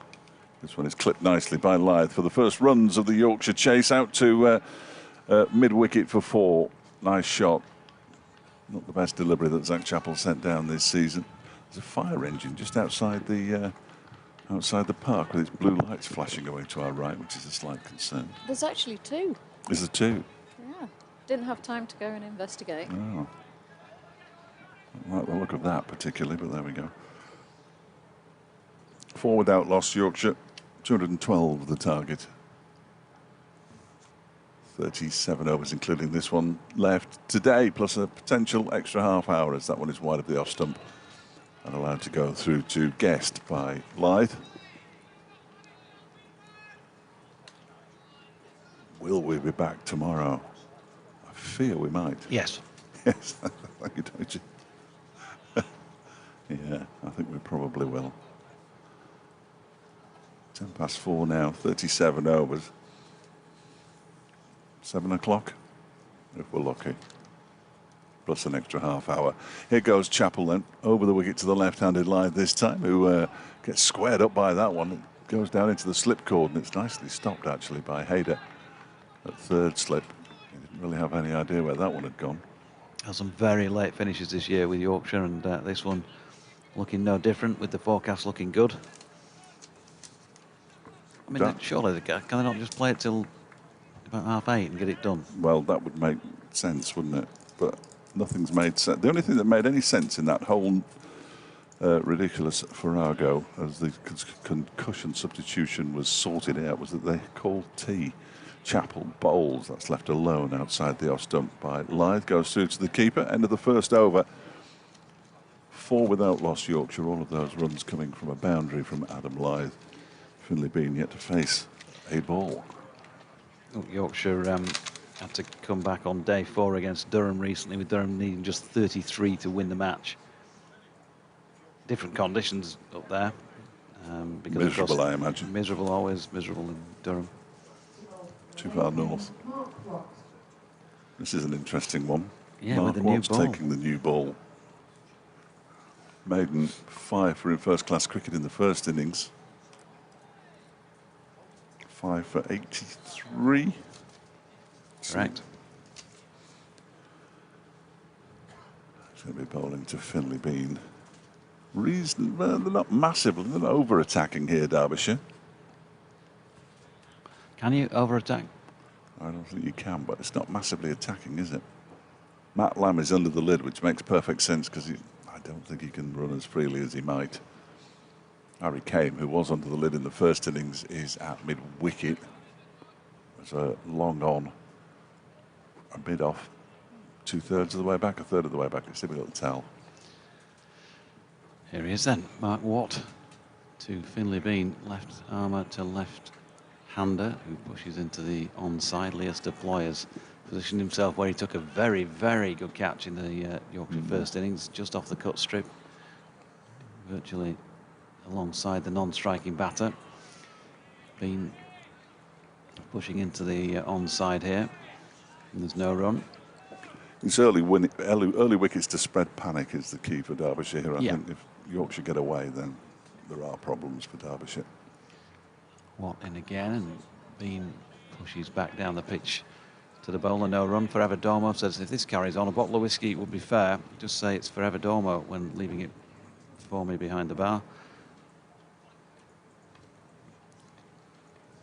That was with regard to Don Bess, for whom he thought a 5 was a possibility.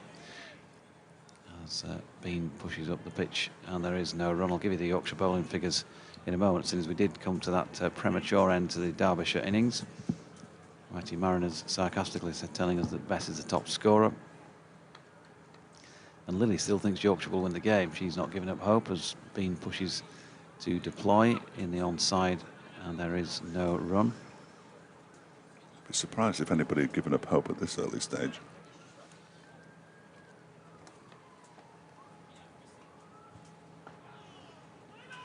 And this latest delivery, once again pushed into the onside. And that is the end of that second over of this Yorkshire second innings. They set out needing 212 to win. They've got 4 of them. Well, apparently we've appeared on Accidental Partridge as well. I'm going to see what it was, this. Yeah, go on. You see what it was, and I'll object vehemently. I'll just turn your microphone off for a moment. I'm going to just interject that I think there's 34 overs left in the day, not 35. But NV says 35, but yeah, who can tell? Who can tell? But there were 37 to start with, yeah? Well, there shouldn't have been. Here's Zach Chappell beginning the third over, and that first delivery is pushed out into the offside by Adam Lythe, and there is no run. Dodgy's back with news of the accidental partridge. There's more than one way to skin a cat. Have you ever skinned a cat? No. All right. So they've taken something completely out of context, where we were discussing phrases that you don't know the origins of. I'm happy with that.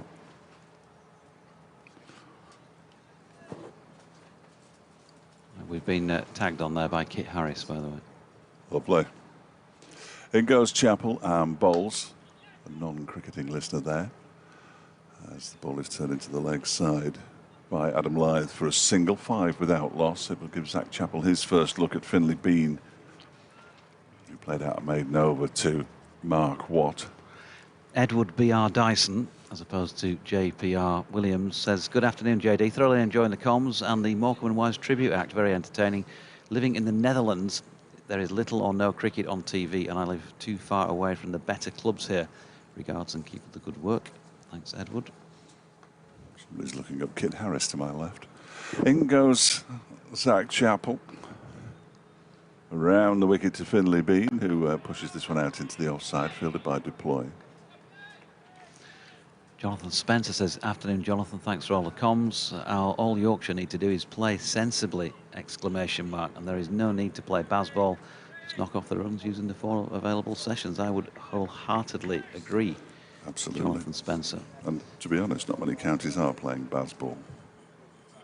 If you look at the stats, England don't play baseball that often either. Whatever it is. 5 without loss. Chappell around the wicket. Bowls to Bean, who defends straight back to the bowler. Chappell gives him a stare. Bonus cricket for Zach Chappell, who won't have been expecting to be donning his whites, apart from to substitute field a couple of times in this match, but he's out there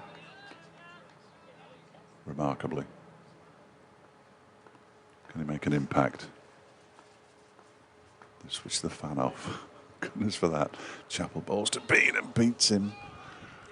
Ball goes through quite low to Brooke Guest, who took it down by his boots, but definitely beat Bean. It remains 5 without loss. Good delivery.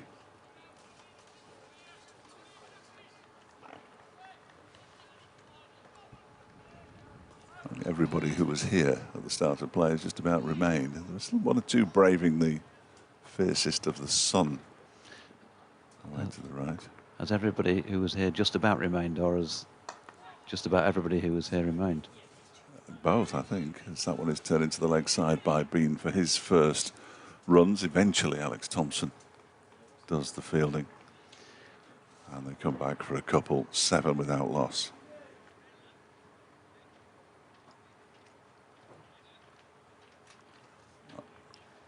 I just want to get on accidental partridge again.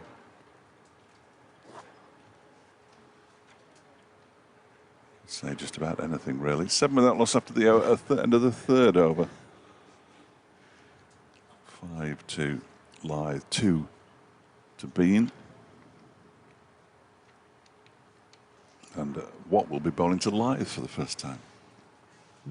Finley Bean started the season superbly with a 100 in his very first knock, 118 against Leicestershire, in losing cause as it turned out. But it's Lythe on strike at the moment, who just dropped us into the onside, and Leos deployed as the fielding. His more recent figures: 49 and 3 down at Hove, 11 and 21 against Glamorgan at Headingley, 22 when he came on as a concussion substitute for Saud Shakil in the second innings at Chesterfield Street. And there's a bit of a pursing of lips there as Adam Lythe is... What happened there, Dodgy? Yeah, not a lot. He went for an expansive-looking shot, and it basically shot along the ground and almost rolled onto the stumps. Thank you. You're welcome. Watt in again, and Lythe this time in plain sight pushes that into the offside. Where I nearly said Ben Code then, because he's got number 10 on his back. Lewis Rees does the fielding. The great numbers on the back of shirts, aren't they? Yeah. At least it narrows it down to 2 possible people. Yes. Well, usually, anyway, there's some other numbers that are scattered around that they do bring up other county players' names. As Lythe pushes one out into the onside, where number 4, Harry Kame, is round to do the fielding. And there is no run.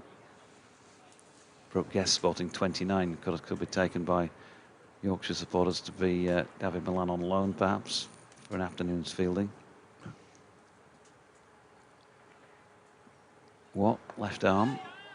Lythe, left hand, pushes back to the left armour, who shapes the throw down the stumps, and he's walking backwards, having a pop. Has a word.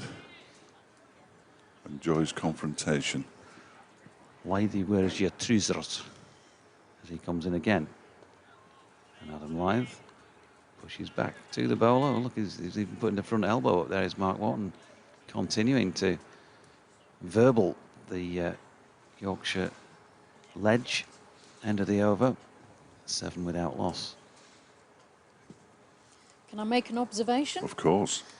Zach Chappell, during that over, was not wearing a hat. No, he doesn't during his spell. He's got a good head of hair, though, so he's okay. If there's one player that should be wearing a hat, I would have said it would be Zach Chappell. This is my favourite haircut of any Derbyshire cricketer. Any county cricketer, just about. He's also very easy to spot when he's in the field. You know, they say owners look like the dogs. Derbyshire fast bowlers look like their commentators. The first delivery of the new over, Bean just pushes it out into the offside, and they scamper through for a quick single. There's deployed does the fielding, but he can't prevent the run from being taken. 8 for no wicket. 5 to Lythe, 3 to Bean.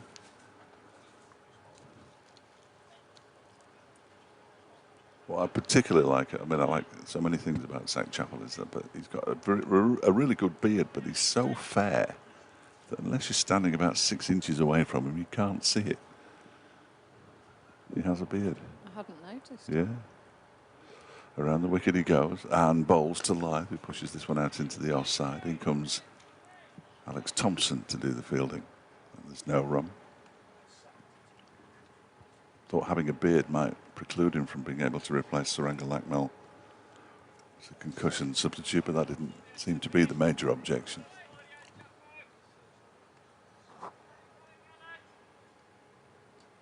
Without loss. Career batting average of 20 is what precluded him from doing it. Chappell is in and bowls. That one is driven very nicely, but straight to Alex Thompson. Nice shot by Lyth for no runs. Joe Cameron is grateful for our commentary, and Really? and says that you're very much a male version of her, with no filter. She says, I'm known as Tell It Like It Is Joe.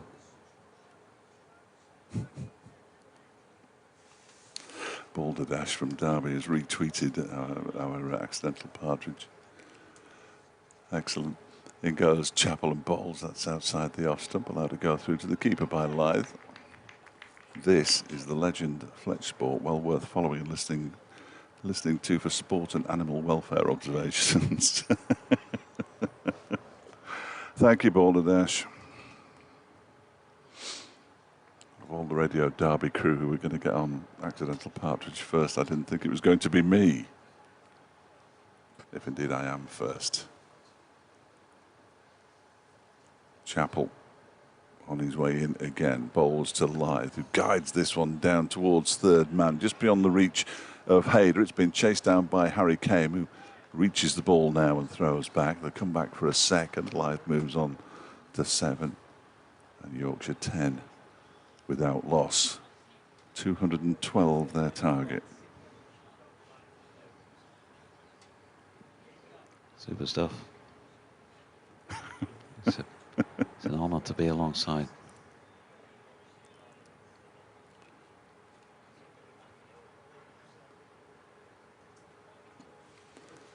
I always wonder why Twiggy messaging me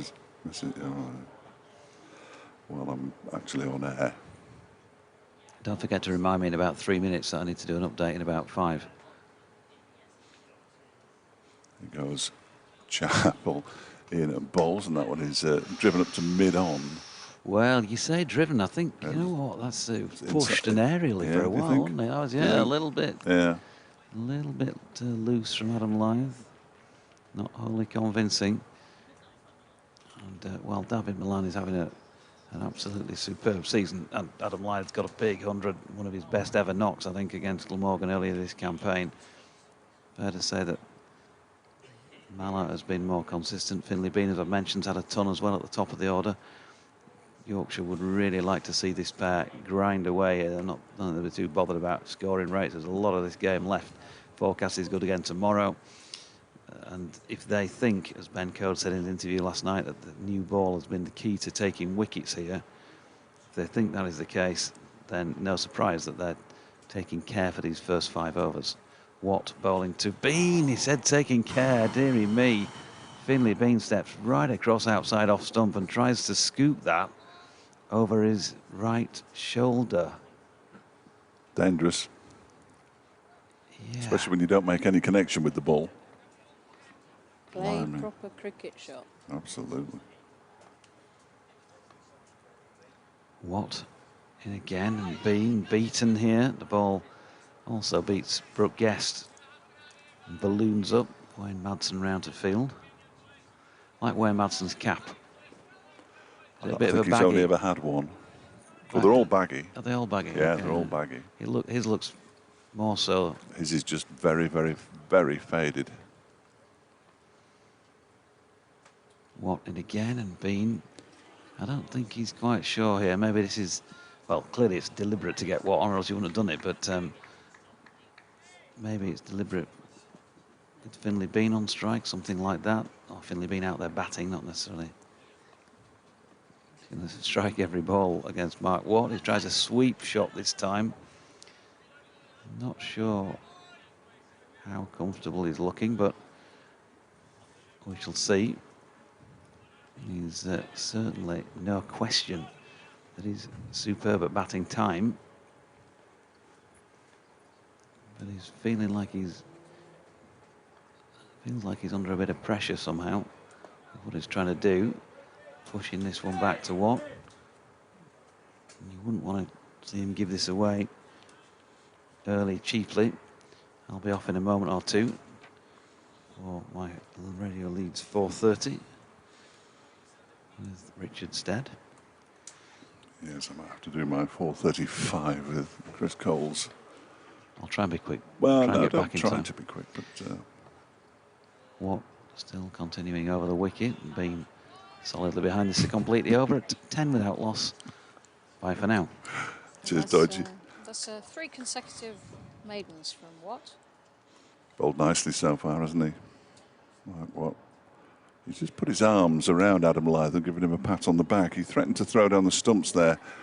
I think more in jest than anything else. If Watty does anything in jest, he's a big man with a Scottish accent. But I'm sure people do things like that in jest. Ian asks, why wasn't Zach allowed to bat? What's the rule? Well, that's the problem. I'm not entirely sure what the rule was. Has to have a worse lifetime average than the man being replaced. Well, that seems to be the case. But whether or not that's the reason, we'll perhaps find out at the close, something like that. At some point, if we do find out, we'll let you know. You might even find out before us, Ian. Who knows?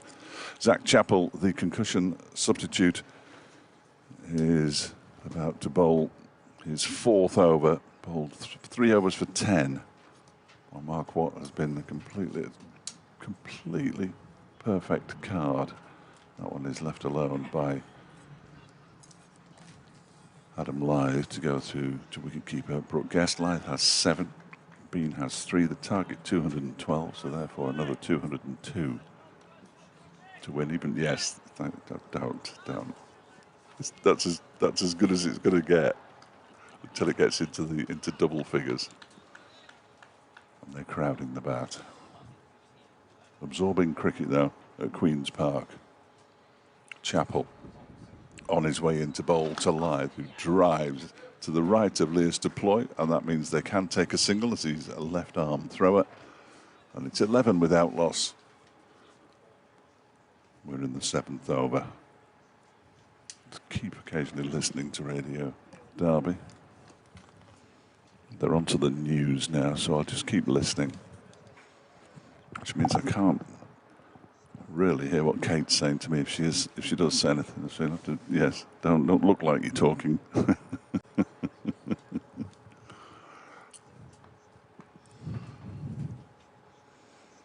Chappell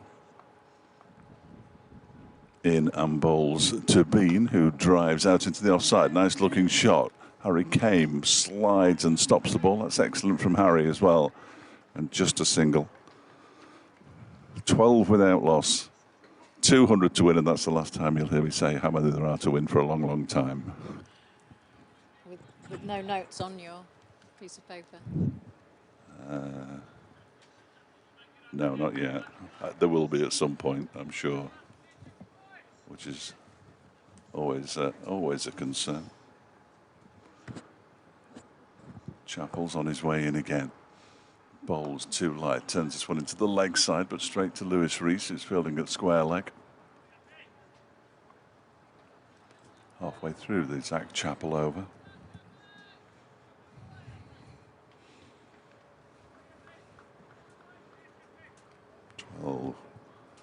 Without loss. It's been quite the afternoon, been quite the couple of days for Derbyshire. That record 5th wicket stand of 277 between Haider Ali and Leas Deploy. Deploy making 170 in the end. Chappell is in, and that is defended by Lyth. Up towards Leas Deploy at mid-off, and there's no run. Poor old Alex Thompson was left stranded really on 39, not out.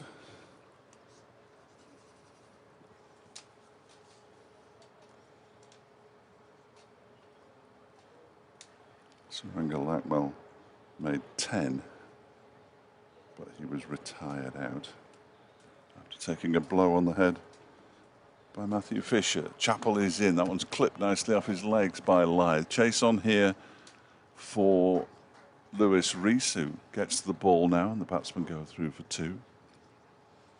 14 without loss in the 7th at the end of the 7th. 10 now to Adam Lyth, 4 to Finlay Bean, who'll be on strike for the start of the next Mark Watt over. I think he's going to be doing a lot of bowling in this second innings, Mark Watt. Ajmal Shazad going for a walk. He's gone right, though, out to the pavilion, which is runs rather than wickets.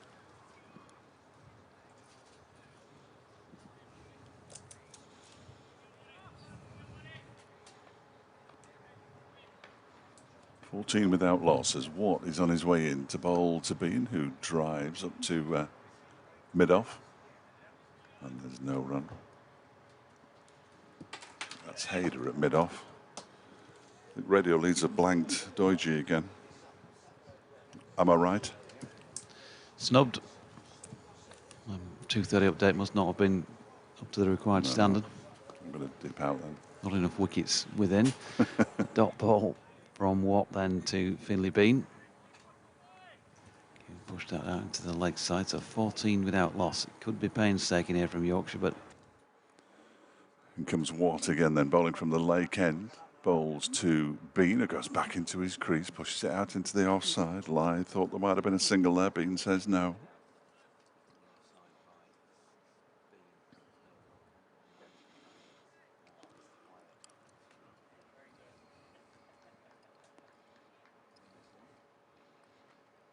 Watt, left arm over the wicket, bowls, and this one is an attempt to smash it into next week by Finlay Bean. He's going to get runs for it. It's fielded down below us by Zach Chappell. 2 more to the total. Bean 14 without loss. Yeah, when you thought cricket couldn't get any more bizarre, Chris, it always does, doesn't it? Derbyshire started the day with a lead of 6. They ended their innings with a lead of 211, but not all 10 batsmen were out because Suranga Lakmal was clonked on the head by Matthew Fisher, right on the temple. Really nasty blow. In fact, he was helped from the field and walked straight past us, and he didn't look great. So we were expecting the concussion substitute to bat, Zach Chappell, but apparently not. He's too good a bat to replace Suranga Lakmal, even though he's clearly far better bowler this season than Suranga Lakmal. The cheers you can hear in the background are for a boundary from Finlay Bean, who moves to 10. Chasing 212 to win. They were the first runs off Mark Watt. Chasing 212 to win. They're 20 without loss, Yorkshire. But I can tell you that Zach Chappell is bowling because he opened the bowling for Derbyshire, having come on as the concussion substitute. The other opening bowler was Mark Watt, who's the left-arm spinner, which is relatively unusual. I ought to tell you earlier that Lewis Deploy made 170, Hayder Ali made 146. They added 277 for the 5th wicket, which is largely the reason that we're still here now. 39 not out. Poor old Alex Thompson left stranded when Lakmal got hit. And for some reason, the concussion substitute wasn't allowed to bat. Quite why, we don't know, because people in cricket never explain anything. So Yorkshire 20 without loss, chasing 212 to win. They've got 2 slips in place. Watt's gone down to fine leg. Alex Thompson being sent out square on the leg side, sweeping. There's a man in short, squarish mid-wicket, just being brought a little bit more central now. Plus mid-on, mid-off, cover and point all on one. And Rees then, from this pavilion end, bowling to Adam Lyth, who gets an easy leave first up. Dot ball. Saying, are you back with us now? Yeah, I'm back with you now. But Breeze, I think, is as strong as it's been in the entire match right at this moment in time. Just needs a bit more in here, doesn't it, really? Yeah. Well, it's not so bad, is it? It's not as hot as it has been. No. It doesn't feel. There's a gentleman over to our right with a young boy who's come to watch the cricket. The older gentleman is a very, very strong shade of pink. Yeah. Wow. Rees then, left arm over to Lyth, who's solidly behind it. Back to the bowler, no run. Is it a feature of Mark Watt's play that he verbals batters on a regular basis? It's just one of those things he does, isn't it? Well, I haven't really noticed in the past, but he sort of mentioned... To both of these so far. Yeah. He also had his arm around Adam Lyth, having a laugh and a joke with him, so whether he thinks that being friendly towards them might help. I think he's just trying to do anything he possibly can to get into the batsman's head, and he hasn't managed to do so far. So playing both good cop and bad cop himself. That's yes. Interesting way of doing it. Depending on which way he's facing. Lyth on strike. Rees in and bowling. And Brooke Guest standing up to Lewis Rees, who's just strayed a bit leg side of straight, but it clatters into, I think it was Adam Lythe's boot, bottom of his pad. No run. Shan Masood, George Hill, Jonathan Tattersall, David Milan, Don Best, Jordan Thompson, Matthew Revis, Ben Code, Matthew Fisher, all still available to bat for Yorkshire if required. It was a short spell though by Zach Chappell, maybe because he wasn't mentally and physically attuned to this one, just to see if he could get an early wicket, and then he's got him into the game at least, as Rees's latest delivery is wide of Lythe's off stump. Brooke Guest fumbles, no run. I think you try everybody, don't you, in the early stage. You see who's going to get the most out of the pitch, out of the ball. If anybody's going to swing it, then Lewis Rees will be the man to do that. You would have thought his pace and left arm, front on style of bowling. Haven't seen Ben Aitchison yet. I'm sure it won't be long before we see him as well. In comes Rees again. It gives Adam Lythe a bit of room to work with, and that's a lovely shot. Just guides that away, all about the timing through square on the offside, and 4 runs. You can't really bowl there, I would suggest. Not to a man who's played for Test cricket for England. So he'll have made a note of that, I'm sure. Lewis Rees, I'm sure he didn't mean to bowl it there, clearly. Lewis Rees gives him some verbal encouragement. In comes Rees. And that's fallen on leg stump and pushed to the man in at short mid-wicket. Ended that over at 24 without loss. David Fernley, good afternoon to you. Says, are we going to have a go at chasing this down? If you're meaning today, David, then I wouldn't think so. Given there's only 28 overs remaining, I think they'll be just taking as much time as they need if they're good enough to get there.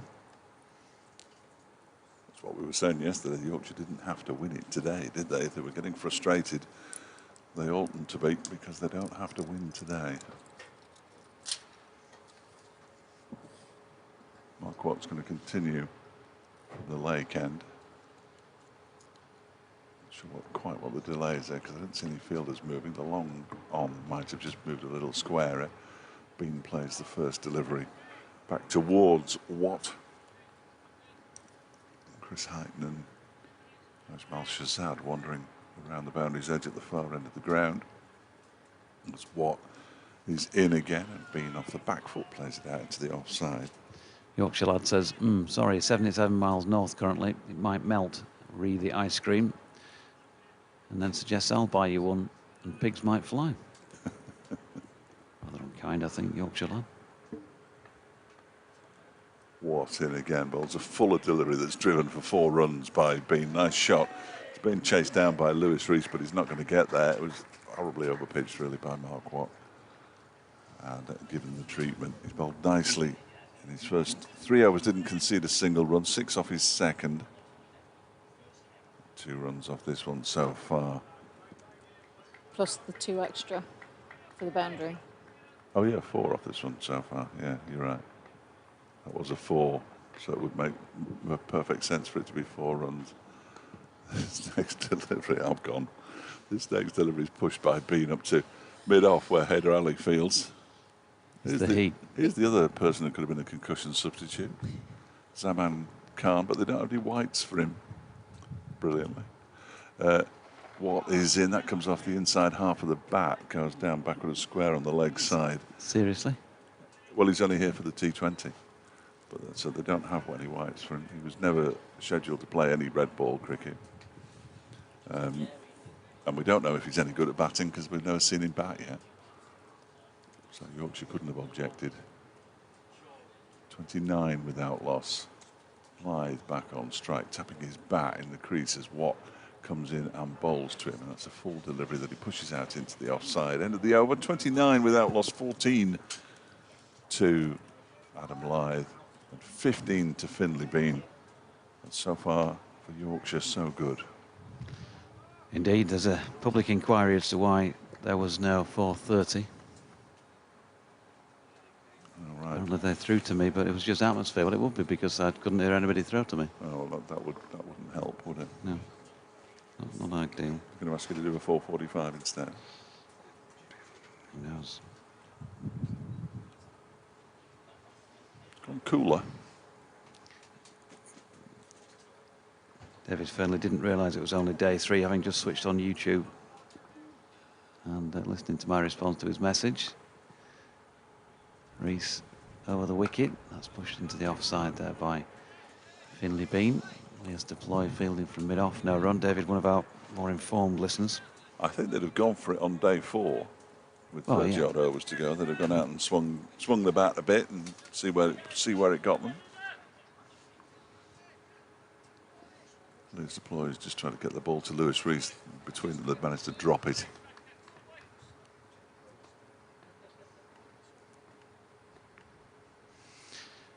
Rees in again. Bean flicks off his legs here through mid-wicket. He's going to have the legs to beat the man who's squarer than that out there sweeping. Not a good delivery from Rees because, as I think I mentioned in the first innings, Finley Bean very strong. Either side of the V in particular, you see him play a lot of his shots, give him any width. And that was too leg side-ish. So that takes him on to 19, 33 without loss. This new ball now in its 11th over. No wickets yet as Rees is in again, and Bean just drops this into the offside for Deploy to come in and field. There's always a sort of generally a tipping point, isn't it, in an innings? How far do you get in there without taking a wicket before the heads start to go, yes. and you start to think there's an air of inevitability about the defeat, and similarly the other way around. How many wickets do you lose before you start to think, well, we're going to get close here, but I'm not sure we're going to make it? Derbyshire need 4 wickets by the close. Minimum, I would suggest. And I would think that there'll be no heads down for quite a long time yet if they're unsuccessful in the wickets column, because as we've seen, they have fallen in clusters during this match. But you wouldn't want to need too many clusters with not a lot of runs to defend. Here's Rees to Bean after a little word by Lewis Deploy before that delivery, but Bean pushes back to the bowler. Yeah, anything up Yorkshire, if they could get Yorkshire 4 down or more, preferably, but 4 down by the close, it would give them an opportunity in the morning. I mean, they've got to keep it tight as well. Yorkshire 130 for 4 at the close, then that would be advantage Yorkshire. Rees in again, wide of off stump. Not a lot of bounce about this one once again. Brooke Guest as well to tidy up there. It's the end of the... It's not the end of the over. There's a few people advancing in, and yet again, that's about 15th time this match. I got carried away. There is no run. A whiff of one of the member of Derbyshire's coaching staff's aftershave. Didn't coffee smell good yesterday? Beautiful. It was for my benefit. Yeah. Got me going. Here comes Rees, and that's pushed back up the pitch to the bowler by Finley Bean, and that will complete that over. 11 of them gone, and going up to precisely 3 and over here, Yorkshire. Old Mother Nigel is going off to give Griff another bottle of water. A little pat on the back. Don't forget to stay rehydrated, son. I do like the way he's crouching down as well, as if that's going to make any difference. He's only 2'6" tall. So Alex Thompson for the first time in the second innings. Stephen's not worried about. Stephen's not worried about hydration. He's just tucked into another bag of crisps.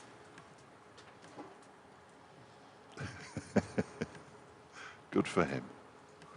Alex Thompson from the Lake End. Just bowling a couple of warm-up deliveries to Lewis Rees. He'll be filling at mid-off. There's a long on, as well as a mid-wicket who's quite straight. Man down on the long leg boundary, a short leg slip. Man at point, man on the cover boundary, and an extra cover for the orthodox off spinner. I think it's fair to say that Stephen's anticipating a food shortage in the shops. He's just managing to get all of his in today to ensure that if there is a 40-day drought, he might just about survive. Yeah, he'll be all right. In comes Thompson then from the lake end, bowling to Adam Lyth, and the first delivery is just dabbed into the leg side. And there's no run. The short leg is Matt Lamb under the helmet with the fielding pads on. Very tall man to be at short leg, but it makes sense, although if he does have a bad back on, that leaning down's not going to do him any good. He just dropped down a couple of inches there, Dodgy. Next delivery is pushed straight back to him by Lyth. No, I think it's 3 days on this hard plastic. I'm starting to get sores now, like you would if you were in a hospital bed. No. I'll give him a rub later. No. That's why some people bring Blow-up cushion. their own blow-up cushion. Yeah. It's a piles cushion, though, isn't it? It is, but I don't have piles. I didn't want to know that. There's no run off the last over, off the last delivery. I've been thrown completely now. It's like a little rubber ring. In comes Thompson, and this one is turned into the leg side down towards long on by Adam Lyth for a single. He moves on to 15.34 without loss. Andrew Clark has linked me into the Yorkshire blog, written by Graham Hardcastle, who's just a few yards away to our right, saying Derbyshire have declared because Zach Chappell, the concussion sub, is unable to bat. 453 for 9. Yorkshire require 212 to win. We believe that's because Chappell, who can bowl, is not a like-for-like batting replacement for Lackmal. And the question, I'm not quite sure what the question is, Andrew. Next delivery from Thompson. Actually squares Finlay Bean up a little bit there. It goes out to the offside. He was trying to play it into the on. And that man, Zach Chappell, fields. That is correct. So, what was, yeah. So he retired out, didn't he? Yes, he did. Does that go down as a wicket against him in his averages as well? Yeah. That's a bit unfair. Which means his next concussion substitute replacement will have to be even worse. No run off the final ball of the over. It's pushed out square on the offside by Finlay Bean. And the score is 34 without loss. There's never going to be, well, probably not never. I'll direct that. like-for-like replacements. Yeah, it's unlikely that there are going to be many direct like-for-likes.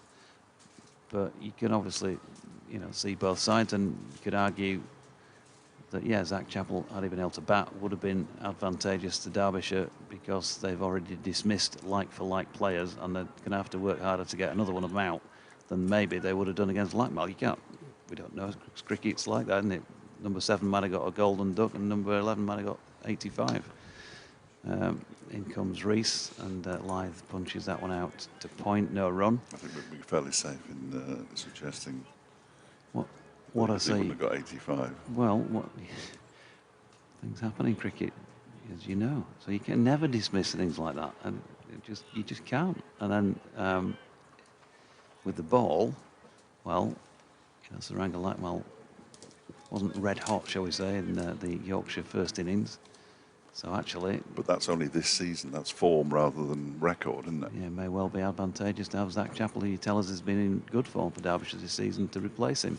But you can't have it both ways by saying that because Chappell's form...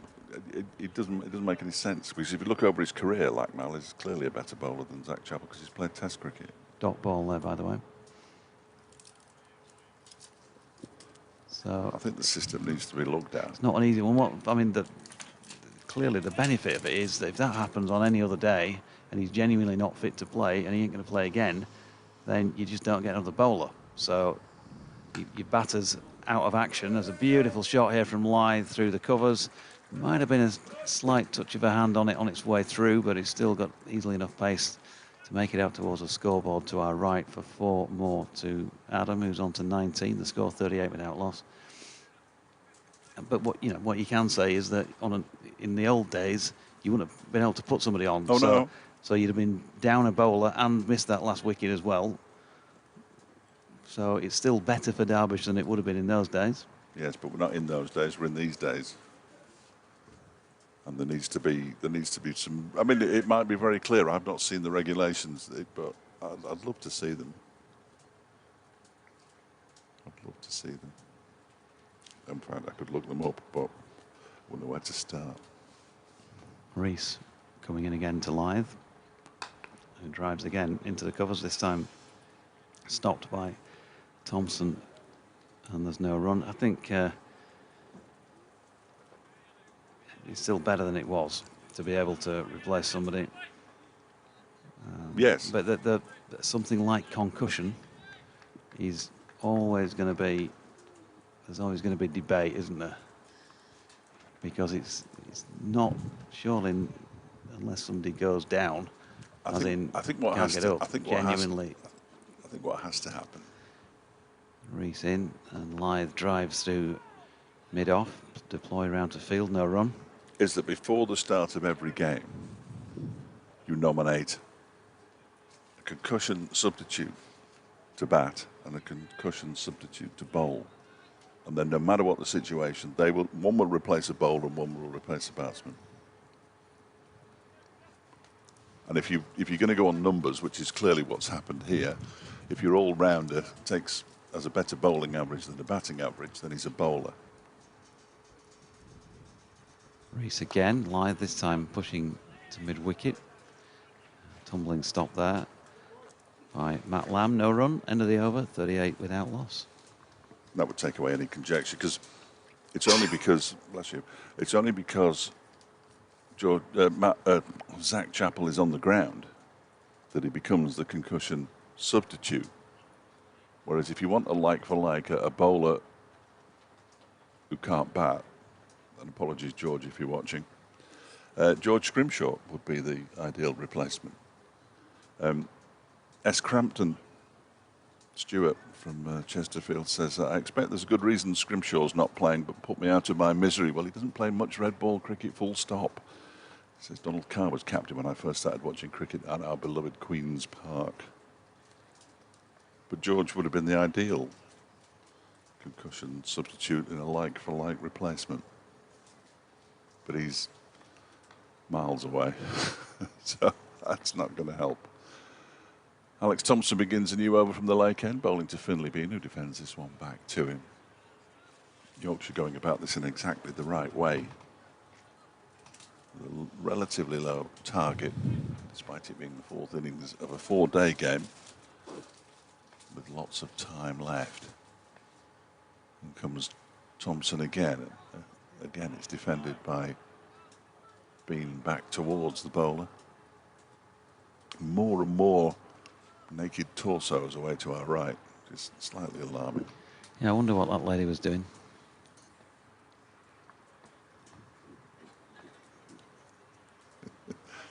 Thompson bowls, it's driven out into the offside, and well, I think that might be a bump ball he's been given. I thought it was a bump ball, if I'm entirely honest with you, but Bean has gone, and Derbyshire have their first wicket. Catch has been taken by Lewis Rees, and Yorkshire are 38 for 1. Did you think that was a bump ball? Has been. Or been and gone. Yeah, whatever. Yeah, there was a feel about that, but Finlay doesn't look disappointed with the decision, does he? He didn't stand and linger and say, are you having a laugh? He's just turned and walked off, but I think he's disappointed in himself, really. And he just looked under a bit of pressure from both spinners from the lake end. So Shan Masood, well, can he make it a glorious return to Queen's Park? 67 in the first innings. Can he lead his current team home against his former team? All will be revealed, I suppose, in the next 24 hours of today, and if he's still around tomorrow as well. 38 for 1 though at the moment, so Finlay gone for 19. Liz Deploy who took the catch, not Lewis Rees. My apologies. He faced 40 balls and 3 fours. Thank you. And the over was 13.3. There's only one person in the entire ground who's interested in that.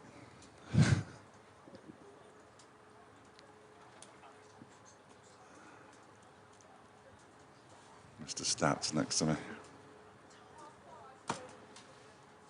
Oh, no, you can't just do that. You've got to use Tipex. Come on. What was it again? How many overs? He wasn't even listening. 13.3.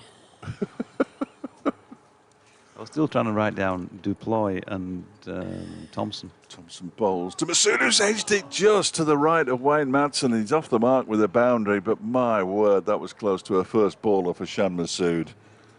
42 for 1. Barely tells the story. Marvellous stroke. Yes, I'd have been saying shot. Almost edge. Fielded nicely by Zaman Khan, who's just done a lap of the ground. And he's still smiling. I've not seen him when he hasn't been smiling. Probably wasn't smiling when the first ball he bowled in the Derbyshire top. Wayne Madsen's damaged his right hand here as well, so we've got a slight issue. We're going to need a... Is he going to just put... I think his hand is bleeding. Is he just going to tape it up? His left hand is already taped up, and he's going to tape his right hand up now. He look like the mummy soon.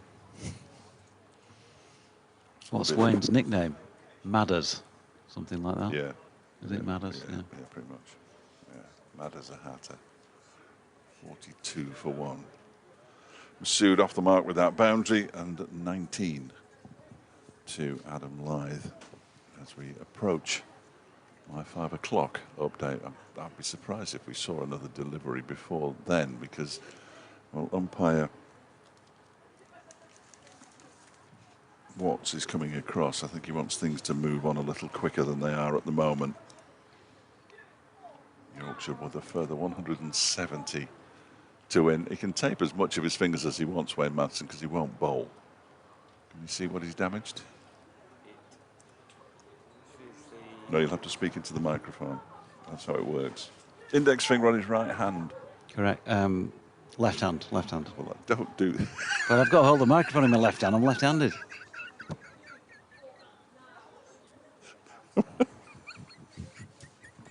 He's gone for the full... I've got no chance. He's gone for the full. It's a knockout there, hasn't he? It's almost like you've seen those penguins again. Yeah, we don't talk about it's a knockout. Around the wicket comes Thompson, and this one is guided out towards the cover boundary by Shan Masood for a single. I'll be back in a few minutes. Do you have to? Thompson then from the Lake End. Update for Radio Derby coming up fairly shortly. Into the 5 o'clock news. 38 for 1. The wicket fell at 5 since then. Thompson with the first wicket. End of that Thompson over. And Yorkshire are 43 for 1. They need another 170.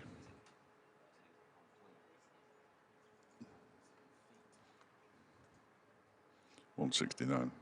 Makes more sense.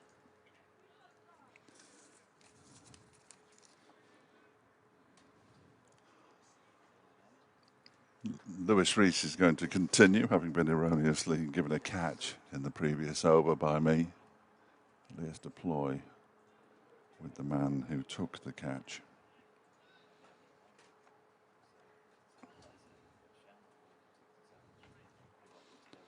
Slight change to the field here. I thought for a moment Ben Etchison was going to be in the firing line, but he's in a shortish extra cover. He's actually fielding on the T20 strip. And Rees, left arm over, bowls to Masood, who turns this into the leg side. Off his pads, turns, thinking about the second run, but it's not there.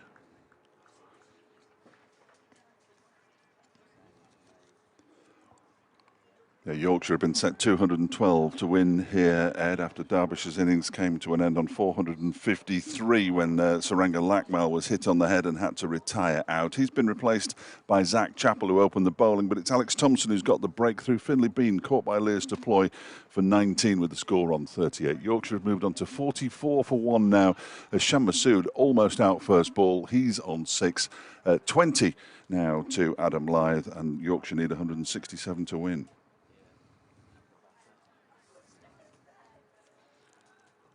Single either way, so 20 not out for Adam Lyth and 45 for 1 in the 15th over here, Yorkshire, so still ticking along at 3s. I've been looking up concussion substitutes. Excellent. It's basically entirely down to the match referee Ah. whether it is a like-for-like situation.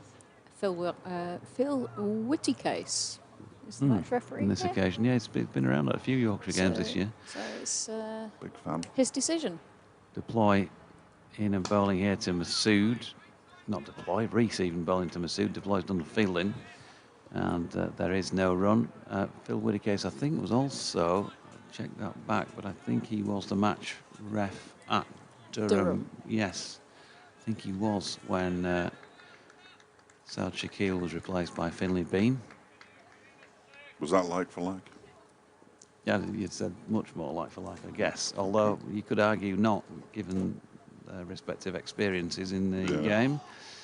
That was on leg stump, and Shan Masood has flicked that away for 2 backward of square leg. Leas Deploy kindly stepped out of the way this time so I could see that delivery. He didn't step out of the way last time when you thought he was bowling.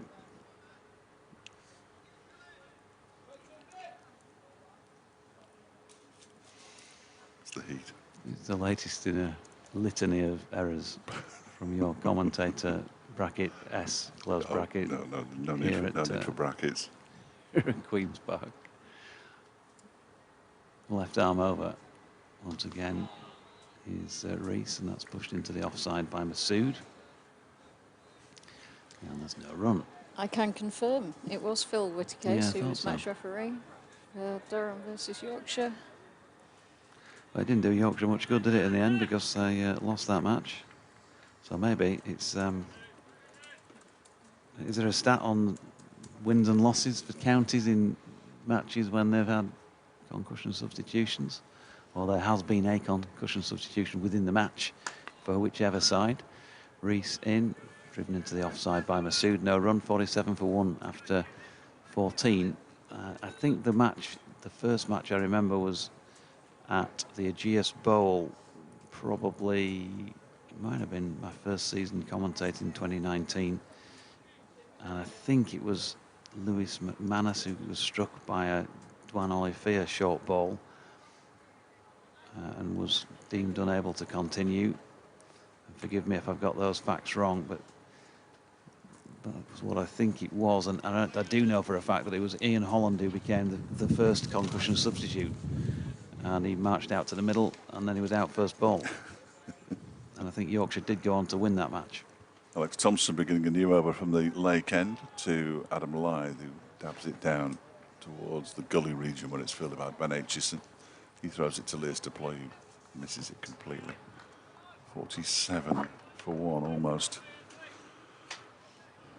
a quarter of the way there. Yorkshire need a further 165.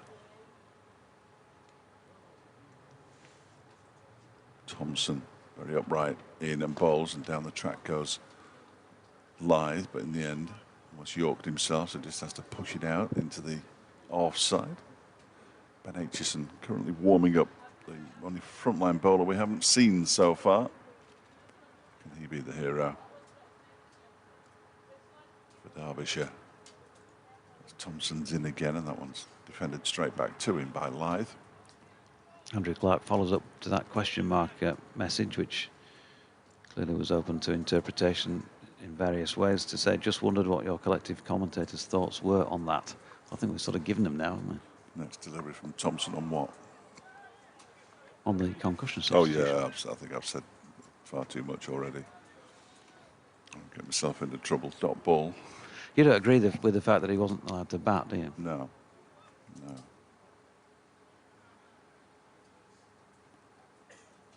Next delivery.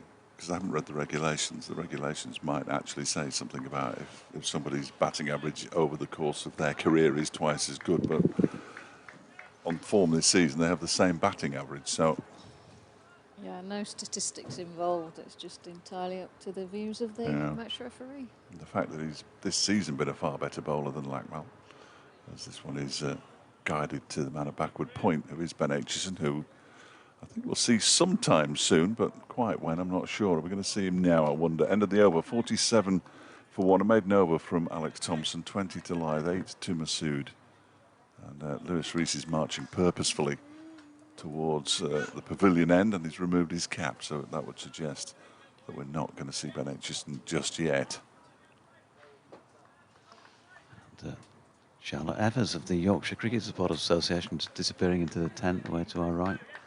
Charlotte, Has she got anything to do with that question of had a sport? pop-up mood for not mentioning the Yorkshire Cricket Supporters Association when I gave one of several plugs for Question of Sport night. She's wearing a different dress today than she's worn in previous days, judging by that big red triangle on her back. But in the sun in a different dress. So 47 for 1. And Masood on strike facing Rees, who punches this ball into the onside. Zach Chappell gives the ball a polish at mid-on. He's got the big floppy on. Floppy watch as far as Derbyshire are concerned. 1, 2, 3, 4.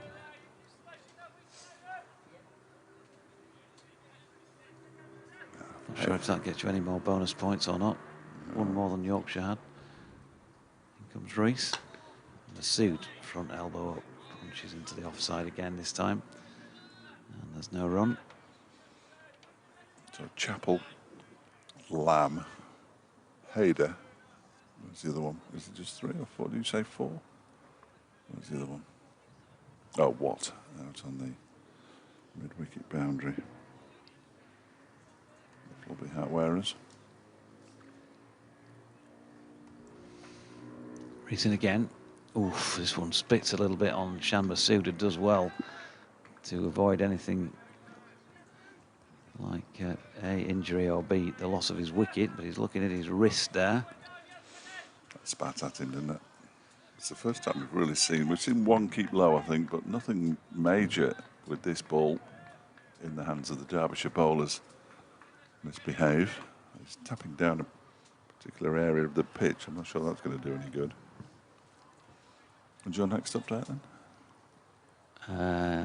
33 Humberside. 33, that will definitely be a clash, so excellent.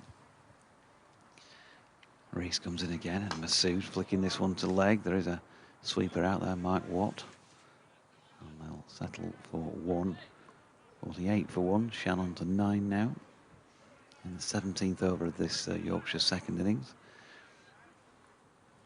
Yeah, but if they sort of get on with it and take me first, then I could be back. They won't know, as you said yesterday. 7th, probably. Yeah, big game at Hornsey thirds. Yeah, the Humber Bridge third 11. As Rees comes in, that's driven through the offside by Adam Lyth. Fielded at short cover, no run. Very loud, the Derbyshire fielders at the moment. Look at Ben Aitchison. If he's not going to bowl very soon, he's going to be very disappointed. As well, at least one of our listeners, I fancy. Item 1, the Hull FC fans have broken the world record for shouting Gerawan Sad more than any other club, as Rees is in, and that's dropped down at his feet by Adam Lyth. And that's 2 this over. 1 to Masood, 1 to Lyth, that have just bounced a little bit more than they were expecting, contrary to what we've seen throughout this match so far from this end. Yorkshire, they just asked for the light roller. It was just a few up and downs between innings. That's all they wanted. They were happy enough with the surface just to get rid of anything that was raising its head above the level. Does it do a lot, the light roller? It's not really intended to, is it? Just get rid of the odd little kink out of it, really, and just keep it at, yeah. Masood on strike then for the first ball of the new over from Alex Thompson. He has 9. If he's playing well, why disturb it too much? Absolutely. First ball is full and turned into the leg side by Masood. Backward a square. Chappell fields. Single taken. Masood moves to 10. 49 for 1 now, Yorkshire. 212 their target, remember. A very good start in pursuit of that. Thompson is in again, bowls to Lyth, who angles the bat and pushes it down to backward point where Aitchison is waiting.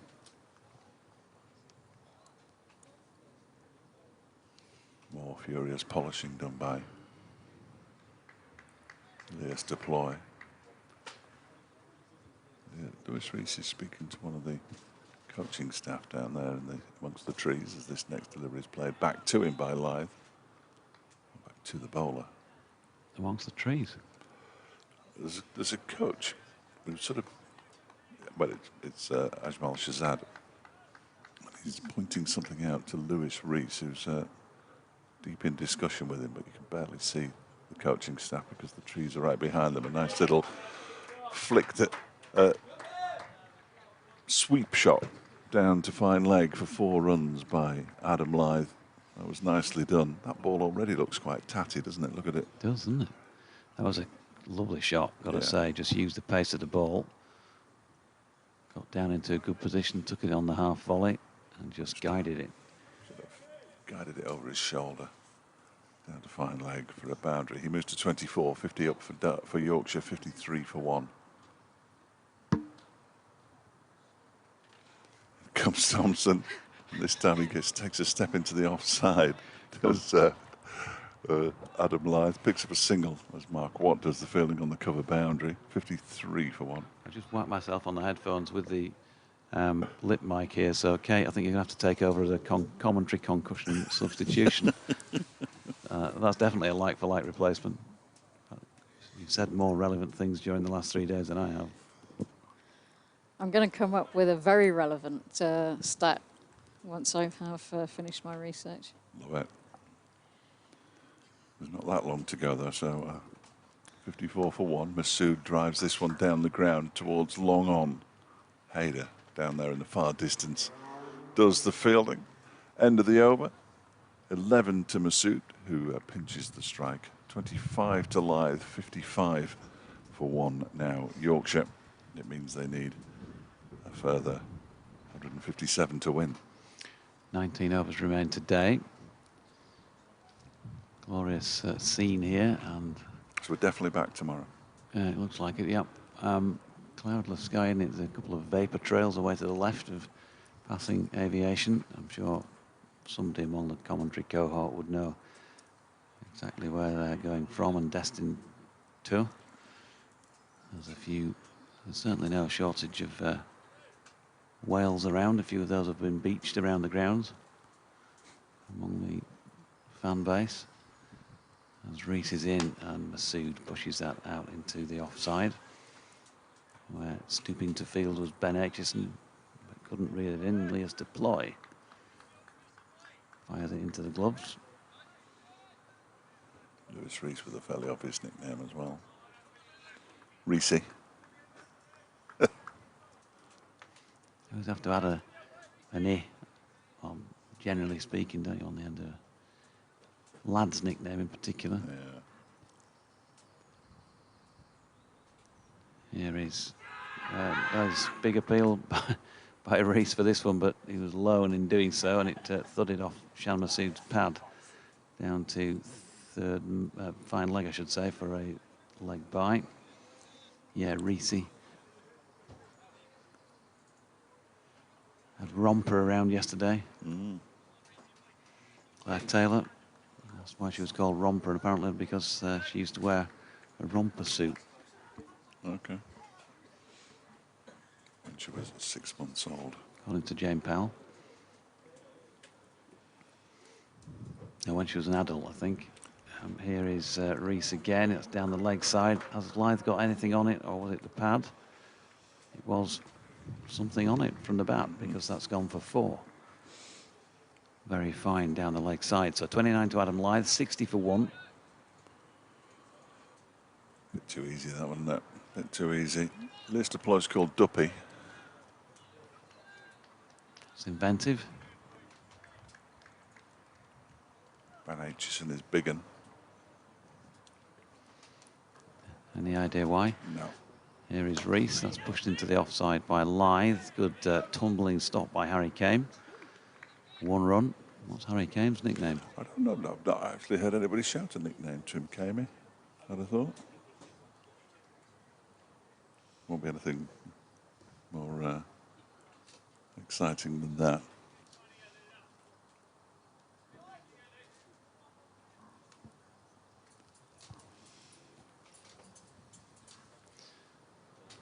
In comes Rees, bowling here to Masood. That's hit firmly up to Leas Deploy, who again wings it into the gloves of Brooke Guess. It's going to go round the field on its way back to Rees. Zach Chappell, Chappelli maybe, or yeah, I don't know. That was wasn't that Zacco. wasn't that the Chappell family's nickname? Was it Ian Chappell's Yeah, nickname? there was Chappelli? Chappellis, yeah.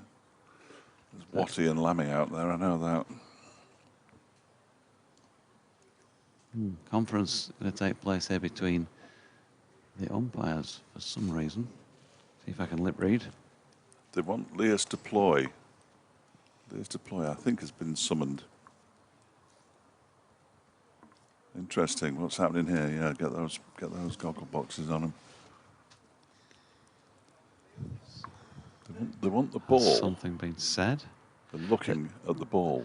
Well, I've just pointedly mentioned, haven't I, that he's been picking the ball up and winging it into the gloves, and they've been taking the time getting it back around. Yeah, but you can do that. Yeah, I think you just wonder. I mean, I'm only speculating as to whether they wonder that they're not happy with the ball because they've not been taking wickets, and maybe they're trying to do some. You know, no, I don't really want to cast aspersions in that respect, but you know what I'm saying. Are they checking on that, or is there some other reason? And then they give the ball back to Deploy, and we all carry on, and nobody's any the wiser because nobody will tell us anything. No, but maybe there might have been a little word in the shell, like in terms of we're just keeping an eye on how you're managing this ball out here, or something like that.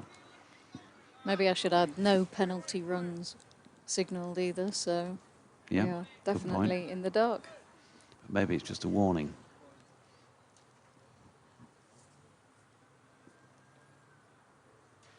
Yes, Deploy just asking for somebody, I think, to come and replace him for a moment or two.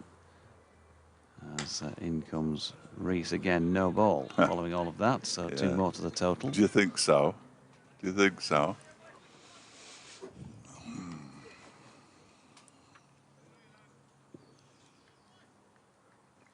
Rees asking whether he did overstep. We can't tell. There is a replay now. That doesn't look anything. Just have a look. Sorry, just can you go back? You tell. I know it's from end on, but that looked okay to me. Zach Chappell's been across and had a word with Chris Watts. Did it look okay? It's impossible to see. She's 15 overs behind now. It's impossible to see. Rees to Masood. Punches out into the offside by Aitchison Fields.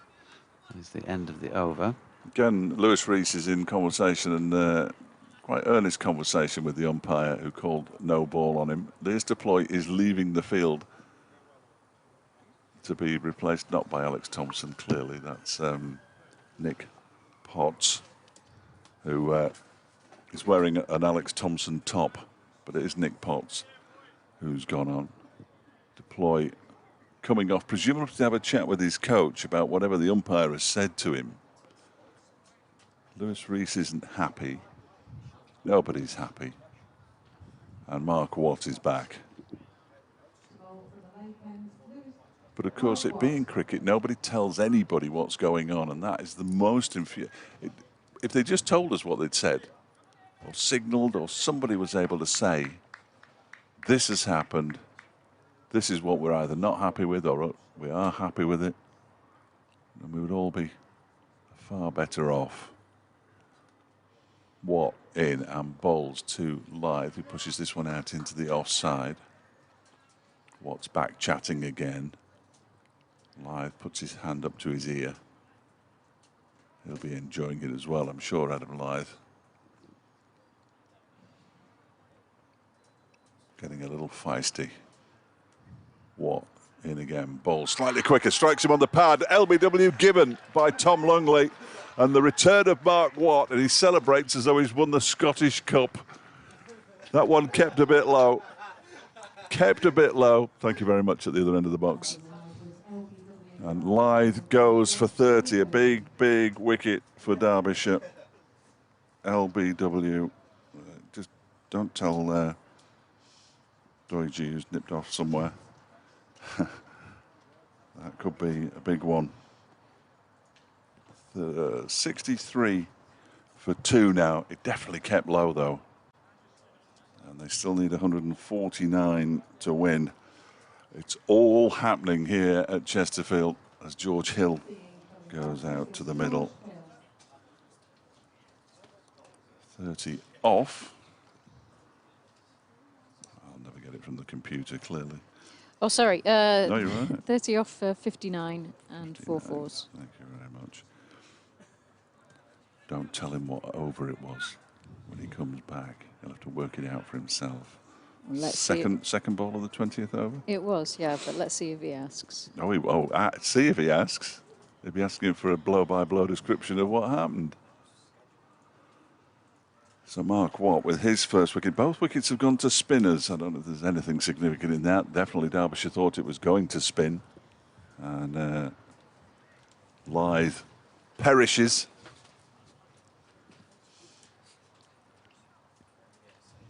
And they're 63 for 2 now, Yorkshire. Doigy's got some filling in to do here. The second ball of the over, but I'm not telling you which one. 63 for 2, 149 behind, leg before wicket to Mark Watt for 30. And Watt is bowling to the new batsman Hill, who pushes this one out into the offside. Harry Kane does the fielding. And there is no run, it kept very low. Tipex all over the show here. 59, 5 fours. Watt's in, bowls, full-length delivery. Hill pushes out into the offside. And the question you need to ask is... Over and ball. We're not telling you. We decided we're not going to tell you. You've actually already mentioned it. I know. That one's pushed up towards Watt. 20.2. 19.2. 19.2. Okay. Yes, it's the 20th over, of course, isn't it? You idiot, Fletcher. Mr. Ploy's ready to come back on now. Might stay off, having taken a wicket as the non-fielding captain. Watt is in around the wicket and bowls to Hill, who defends this one into the onside. A wicket maiden for Mark Watt. Yorkshire 63 for 2, further 149 required to win. Was it out? Yes. Well, it looked out. Yes. From where we are. Looking on the stream, it was definitely out. I was just being reprimanded by Charlotte Evers as she was leaving the ground. For not mentioning the... And it was to do with her dress. And I said, well, actually, I mentioned I'd seen you, and it was you who mentioned her dress, not me. Yeah. Well, she's not going to sue me for that. She's got a red triangle on her back. What's happening here? Ben Aitchison is coming on. That's what's happening here. We're not far from updates for both of us. That's a good point, actually. That's very kind of you. Ooh, just Kieran O'Sullivan's enjoying the double act. We've cheered him up. He's having a difficult time at the moment, so I'm glad to have cheered you up, Kieran. We try our best. Got the origins of skinning the cat here as well in the Navy, and refers to the cleaning of the whip used in punishment. It's referenced in the Charles Lawton version of Mutiny on the Bounty. Not Fred Titmus says you can't get into accidental partridge on purpose, which is a good point. mutiny. Okay, I've been looking at retired outs Yes. in county cricket, Okay. because you wouldn't think there would be many of them. However, And the last that I can find, it might be wrong, was in 1963. no. Wowzers. That's the year I was And born. Bigorra. Lancashire versus Derbyshire. Here is Ben Aitchison, meanwhile, bowling to Shan Masood, who drives pleasantly through the offside, but fielded there by Zach Chappell. David Tomlinson says he's off work poorly today, so he's sitting on the sofa watching the cricket. Love listening. But the conversation cheered him up. Can't believe Dave's beaten their doors into accidental partridge. It did worry me as well. Aitchison pushing off, coming again past umpire Chris Watts. And that's flicked to leg this time by Masood, upon whose shoulders just a little more pressure has fallen with that dismissal of Adam Lyth, and he's dealt with it well enough to push one there, timed out nicely. Out to leg, 64 for 2. Mark Bromley says he just sat down in the garden with a nice pint and to enjoy the last hour or so of the day's play. You can imagine my shock when the first thing I heard was, "But I don't have piles." David McCardle says, to be fair, by any objective measure, Lackmal is probably a worse batter than anyone else on the staff. The important thing is that situations arising with concussed players are dealt with in good faith, if imperfectly. No, I couldn't agree more. I mean, I'm the first to scream at football matches when somebody gets a bang on the head. The referee stops play. As soon as he stops play, that player should go off. But the player then doesn't receive any treatment and waves to the coach saying, "No, I'm all right." Well, you either have taken a blow to the head or you haven't. Yeah, Aitchison into the right-handed hill. They've got a lefty-righty combination to deal with here for the first time in this second innings, the Derbyshire bowlers, and that was played nicely enough by George. Yet to get off the mark. Masood's on 12 into the 21st over, so if Ben Code's suggestion last night is to be believed, then we're past the sweet spot with this new ball, and things theoretically should get easier batting wise. Certainly no problems given this is the back end of day 3 with the pitch. Yeah, it's been a bit up and down, particularly from the pavilion end, more down than up, but you'd still say it's playing reasonably well. There've been plenty of runs on it. And Aitchison coming in again. Hill punches out into the offside. Might just squeeze in the end of the over here before I've got to disappear and speak to BBC Humberside. Well, before you listen to BBC Humberside. Well, yeah. Listen to the latest rugby league, hockey, football. The old West Hull Shinty team are doing particularly well this season. The River Humber rowing team, as that's pushed out into the offside then by George Hill, fielded by Harry Kame, and that will be the conclusion of over number 20 with the score on 64 for 2. Thanks, Georgie. He'll be back. I'm contractually obliged to let him return. Still in the news on Radio Derby, so I've got a moment or two before the sports news. And Mark Watt will continue. 1 for 11 from 6 overs, Mark Watt. Terrific effort from him, having bowled 5 overs at the start of the innings with a brand new ball. He's now back with Yorkshire on 64 for 2, and he's going to be bowling to Shan Masood, who's on 12. Watt comes in, Masood pushes that back down the track, picked up by Leas Deploy, who's now back on the field. Love to know what was going on with the umpires. As Watt is in again, that one is swept by Masood for 4 runs. Nice shot. For a moment, I thought it might have hit Matt Lamb, who's close in at short leg, but it missed him, fortunately, and raced away to in front of the scoreboard. 4 more to the Yorkshire total. He moves on to 16, 68 for 2. Said Derbyshire would want 4 wickets. I still think 4 is the minimum requirement. We've got another 16 overs, including this one, in which to get them before the close. And we'll come back tomorrow morning for the conclusion of this game. Next delivery from Watt is turned into the leg side by Shan Masood. And there is no run.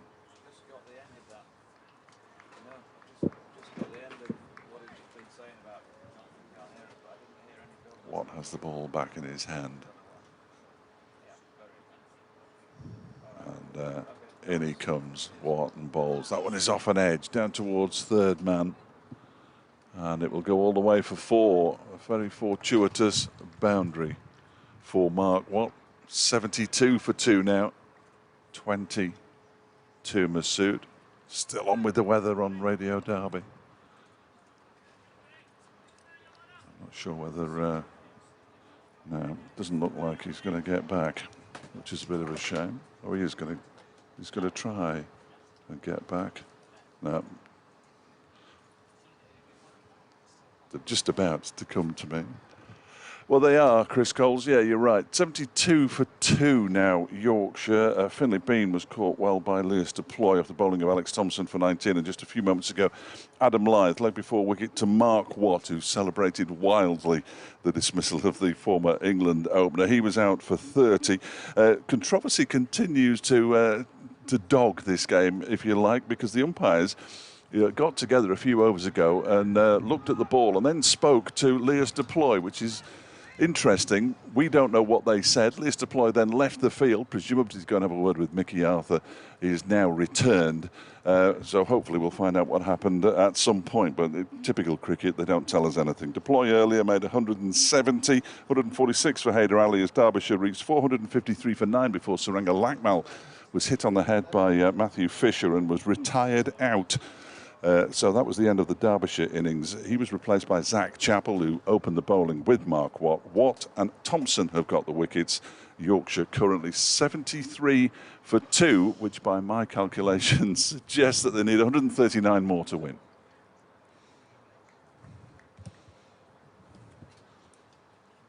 Sorry, Georgie. Everyone gets a bit frantic at this time of night. The single was taken there, was it? No, 73 for 2 it is. What, did I miss anything out? Because I was busy looking at my notes as well. No. Humberside missed me again. I got... Jimmy's got cake, by the way. Jimmy. Thank you, Jim. Yeah, that's probably... Are you leaving us a plate? Lemon drizzle to the left and... I'm in an awkward position here. I'm doing the next over. So this might have all gone by the time I get to the end of this over. There are 4 slices of cake. Very kind, Jimmy. So, conference here between... I did not touch the sides, David Fletcher. No, it was Griffin. Oh, Griffin, right, okay. Snooping around. So, Ben Aitchison, Wayne Madsen and Lewis Deploy have all had a little chat there about what's going to happen in this next over, or what they're hoping to get out of this next over. And one of the things at the top of the list was probably the wicket of Shan Masood, who's going to be on strike here. Yeah, BBC Humberside, I don't know what happened with the cue, but I didn't get any. And then all I could hear was him saying, doesn't like Jonathan can hear us. Masood punches up to Deploy, who again wings this over the top. So if that was anything to do with what the chat was before, he's going to be... Yeah, maybe it was, because as soon as he threw that, he then put his hands up to the umpire, a bit like Norman Hunter used to do when he'd cleaned out the opposing striker in the first few minutes of the game. Just to say, sorry, umpire, sorry. You can throw it in one bounce, though.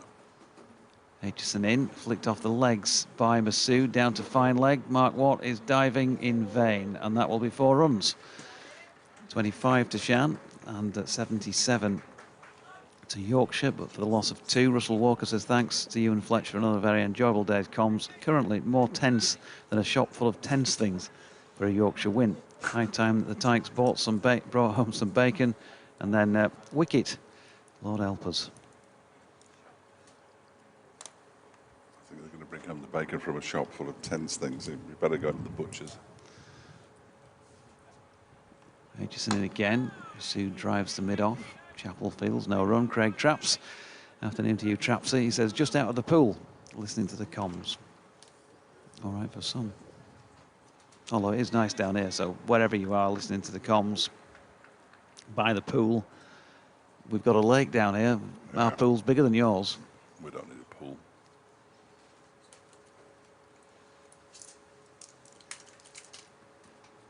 Aitchison in again with that slightly crouched run up for the first few strides. Driven again by Masood. Up to mid off and no run. at Jonathan Doidge, at Fletch Sport, BBC West Yorkshire Sport at gmail.com, a point of contact that you may wish to use. Or otherwise. Aitchison coming in again, and that's flicked into the leg side this time by Masood. There is a sweeper out there in the deep. I think it's Lewis Rees looking at the arm tubey grip, and they've got back for 2. Simon Lawrence has sent an email into BBC West Yorkshire Sport at gmail.com. Louis Kimber has been given out obstructing the field for Leicestershire. Don't see that very often. No. Steve has just sent me the video of it. Ah, well, he did catch the ball. That seems fair enough. He caught the ball. Yeah, it bounced down into the ground. It bounced up into his hand and he caught it and immediately dropped it as though to say, I shouldn't have caught that, which clearly he shouldn't. There is no handled ball anymore, is there, in the laws? That's correct. It's all under obstruction of the field now. Just a change in the field, which has not here been obstructed yet, at least, and been brought from second slip into the leg side, into a catching position here with Masood on strike. They've brought him in at short straight mid-wicket. Aitchison now coming round the wicket to bowl to Masood, and then throws him one wide of off stump. So having done that, you wouldn't expect to see the next ball going to backward point for a single, would you? But that's what's happened. 28 to Shan Masood, 80 for 2. Simon Lawrence's email says, hi all, Simon, Yorkshire fan here from sunny Coventry. Great comms again. Sorry if I missed the news on Milan, but what's the injury issue? Are Fisher and Thompson and Revis all good? Yes, as far as we know. Barring some niggles. Milan, I think, also a niggle with a groin issue. But he's okay to bat from what we're told, and I don't think can bat above number 7 because he was off the field so long. He didn't field at all, did he, in Derbyshire's second innings, as far as I'm aware. Mark Watt's going to continue from the lake end. He's going to be bowling to Shan Masood, who pinched a single off the final ball of the previous over to move to 28, 80 for 2. Bowls, and that one has gone past the edge of Masood. It was a quicker delivery. Arm ball that just went on and almost took the edge of Shan Masood's bat. It's probably good that it didn't, because Guest dropped it. They need a further 132 to win. In comes Watt again, and bowls. It's defended by Masood. There's a cake wars are broken out in front of me. Kate now has a couple of slices of Victoria sponge. We've got the lemon drizzle. In comes Watt again, bowls. That one is driven out towards the cover boundary for 4 by Shan Masood. He moves to 32. He's looking ominous at the moment. That was his 5th 4. Moves on to 32. And they need 128 to win now at 84 for 2. Pork pie there. Nobody eats it. I'm taking it home. That's my tea. Watt around the wicket, bowls to Masood, who pushes this out into the side. There's hesitation there. If there's a direct hit, there could be problems. There's a big shout for a run out, and the run out has been completed. And Shan Masood, well, he's barbecued his fellow batsman there, George Hill, running to the danger end. There was a huge hesitation. Yes, no, yes, no. And when the eventual yes came, well, Hill was short of his ground. Umpire Watts gives him out, and Derbyshire get a bonus wicket, 84 for 3. Catastrophic. That is all. It was a good throw. I'd love to tell you who it was. That will come up at some point. But a run out, so a bonus for Derbyshire, and Hill, who faced 9 deliveries? 9 deliveries, Just 9 deliveries, is out for naught. After how many overs and balls? 23.4. Thank you. And with 128 still required by Yorkshire. Don't forget, Dawid Malan will come in at 7, so Derbyshire fans can't relax at any point. I'm just got to go do my York update. Excellent. York update coming on. I've just been asked if I'm absolutely sure if I go on at 6:20, which I can, I think.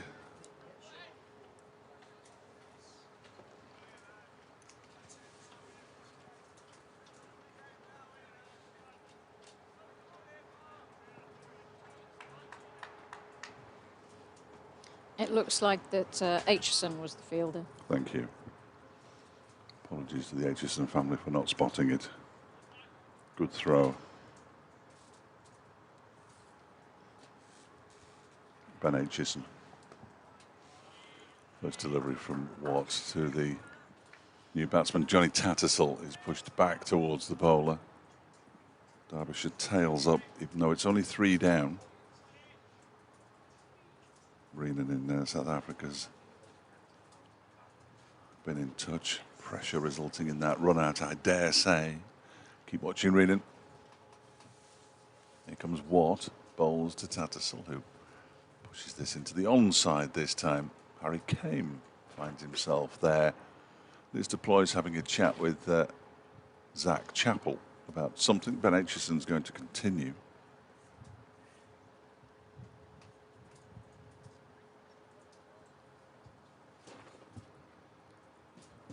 From the pavilion end.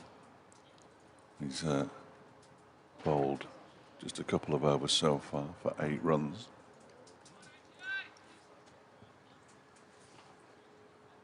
"13 overs" means we'll probably finish around about 20-7, something like that. I would have thought 25-7, 20-7.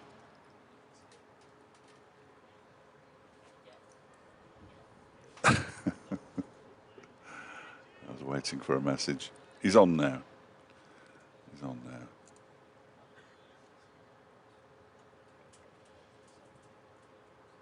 Ben Aitchison then. In and bowls to Shan Masood, who clips this away off his pads down towards fine leg for 4. Right off his pads in front of his stumps, which is why there were oohs and ahs out there. But it's 4 runs nonetheless.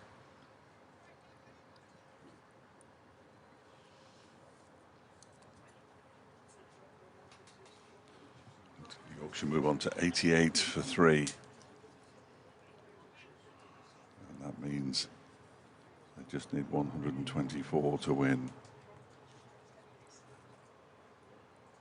Tattersall at the non-strikers end yet to get off the mark. In goes Aitchison and bowls to Shan Masood, who clips this nicely into the leg side, backward of square, and 4 more. Back-to-back boundaries for Shan Masood. He moves to 40. And Yorkshire to 92 for 3. Perhaps he does want to finish it today.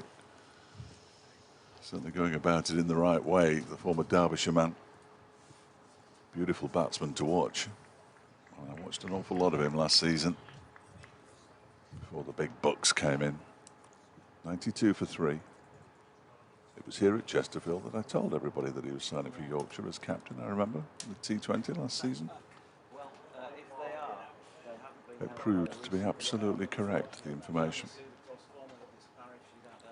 92 for 3, and he's got 40 of them, Shan.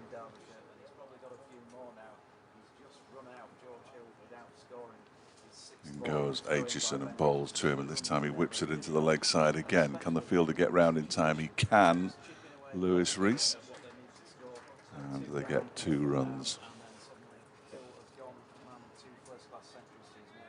42 to Masood, 94 for 3. You just get the feeling that Masood and Milan are the 2 big wickets. Yes, there are plenty of other Yorkshire players who can bowl, but they're the two big game players. As Masood cuts this next delivery from Aitchison down to backward point. He's coming back for the second as well. The throw's on its way in, and he can't quite get the throw all the way in. It's Alex Thompson out there in the deep. The throw came in, but it was just a little bit short of Brooke Guess, and he had to swing out an arm. He did remove a bail, but Masood had got home in time. He moves on to 44. It's 96 for 3 now.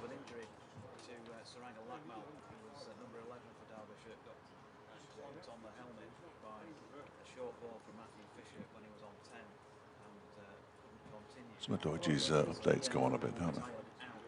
Here's Aitchison again, in and bowls. That one is driven by Masood, but straight to Zach Chappell on this occasion, and there is no run. So 4-4, 2-2 to begin the over, and then a dot ball. One left of Ben Aitchison's third over. Hasn't played any T20 cricket, so hasn't been out in the thick of the action for a few weeks now, Ben Aitchison. He's been in all the squads.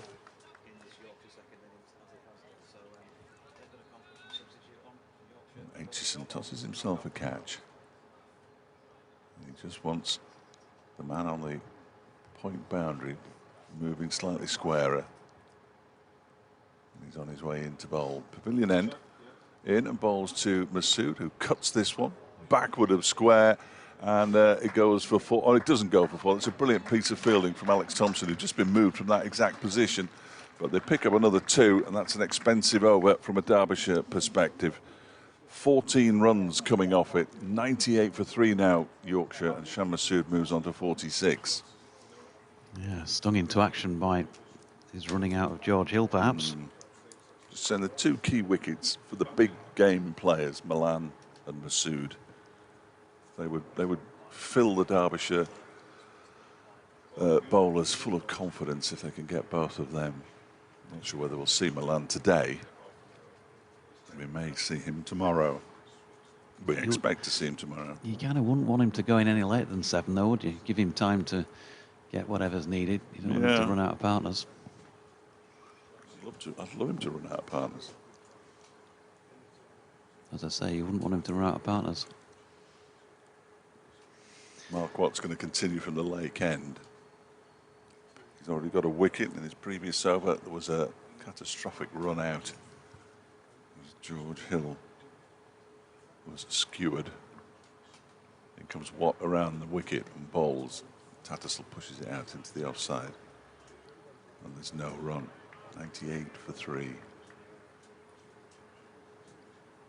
114 more. No, yes, 114 more to win.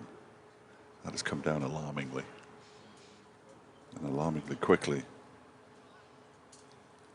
After that expensive over from Ben Aitchison. Watt's in again. Bowls, and this one is clipped into the leg side nicely. That might be 4. It got past Harry Kane, who's close in. And Lewis Rees can't chase it down either. Nice shot from Johnny Tattersall, who's off the mark with a boundary, and the Yorkshire 100's up, 102 for 3. And we're talking about that tipping point in an innings when the fielding side think we're not going to get these. Clearly not there yet, not by a long chalk, but we're racing towards it, though. Well, there are decisions to make here for Lias Deploy in terms of how he places his field. Watt bowls, and that one keeps low, and the bails are whipped off by Brooke Guest as it goes past or even underneath the bat of Johnny Tattersall. He's clearly going to keep trying to take wickets here. He's got 2 slips in place and many catching positions, and all well and good, but at what point does that start to become an in-out field? I don't think it can, really, for the very reason that I failed to explain properly earlier. That one's clipped into the leg side and fielded by Harry Kane, is that they can't restrict runs and hope to win the game, so they might as well attack. It doesn't matter whether if Yorkshire win in 10 overs tomorrow morning or 20 overs tomorrow morning, that Yorkshire wins, so they have to attack. They're going to have, well, obviously they're going to have to take another 7 wickets, and they're not going to take them with men on the boundary. This one is swept nicely, fine by Tattersall for 4 more. And now they're getting rowdy in the Yorkshire changing room to our left. 8 to Tattersall, 106 for 3. I disagree. I think no, you can't go. You can't just continue to go all-out attack because you need wickets. You've got to, at some point, use some cricketing nous and do a bit of both. You can't afford to keep leaking boundaries, for example, as we've just seen a couple of times. They're never going to have a fine leg anyway, are they? This one is clipped into that. It's just a poor ball. Clipped into the leg side by Tattersall. It picks up a single off the final ball of the Mark Watt over. 107 for 3 with 11 overs remaining in the day. 9 to Tattersall, 46 to Shan Masood. One of the most famous test matches of all time, Edgbaston 2005. What was it to win? I have no idea.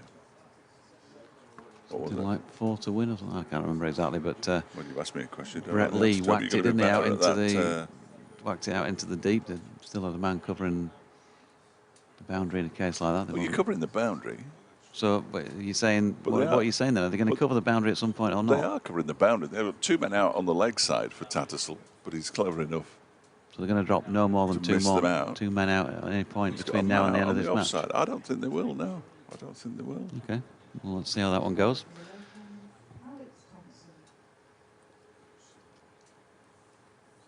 I think you might find that they do, because it would still be in their interest to drag it out as long as they can, and in the hope that the batters might make mistakes. 107 for 3. Alex Thompson coming on from the pavilion end. They have 1 man outside the imaginary circle.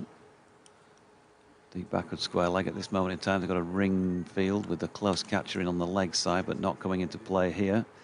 Wayne Madsen diving in vain at one that Johnny Tattersall just poked away back at a point, sort of gully region. Picked at 1.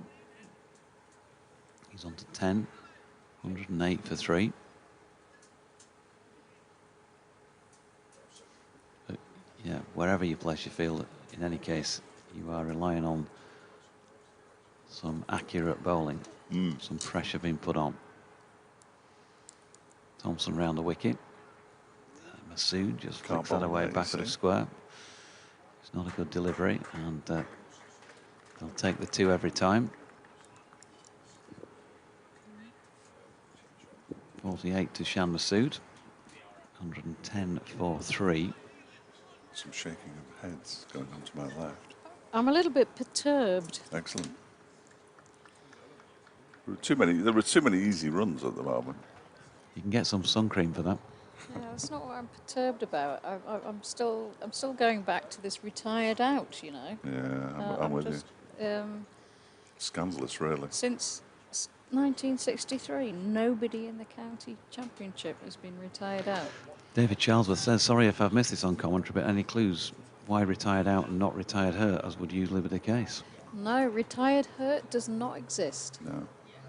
In terms of scoring, it may be factually true, but in terms of scoring, you're either retired out or retired not out. Leg gully being brought in here to Masood. He has flicked 2 or 3 away fine on the leg side. And he's flicking this one square instead, and we'll pick up another run. Mark Watt coming in to do the fielding. So Shan on to 49. Yorkshire on Nelson. 111 for 3. Bandmade fan says a run out in this situation is unforgivable. Yorkshire must be lacking confidence, not having won for so long. Thompson, right arm over the wicket with his off spin to the right-handed Tattersall. And that was too wide outside off stump, clearly, because he's run it down towards 3rd man. Watt fielding again. Another run. I think we should give this opportunity for Fletch to actually work out how many runs are required now. Yes, 100. Well done. Thank you, Kate. Or 100 more, as I prefer to say. Round the wicket now to the left-handed Masood. And he clips that away out to backward point. Reese fielding, no run. So exactly 100 more needed to win. Tattersall on 11, Masood on 49. Previous wicket fell at 84. So they've added a quick 28 here since then. Only in 3 overs or so. Thompson in, that's flicked to leg by Masood, who's going to take on the field again, gets through. And that is a 50 for Shan Masood for the 2nd time in succession in this match. 67 in the 1st innings. And he might feel like he owes his team to go all the way here if he can, given what happened with George Hill. End of the 27th at 113 for 3. Not 4 sixes. 7 fours. 7 fours, not 4 sixes. Come on, Jane. Who said 4 sixes? Jane on Did the you? preview. Yeah. I don't think he's hit 6 yet. Shan doesn't hit many 6s. Or didn't last season, certainly. We're going to see Zach Chappell from the Lake End now. There we go. As we hurtle towards the 6 o'clock news.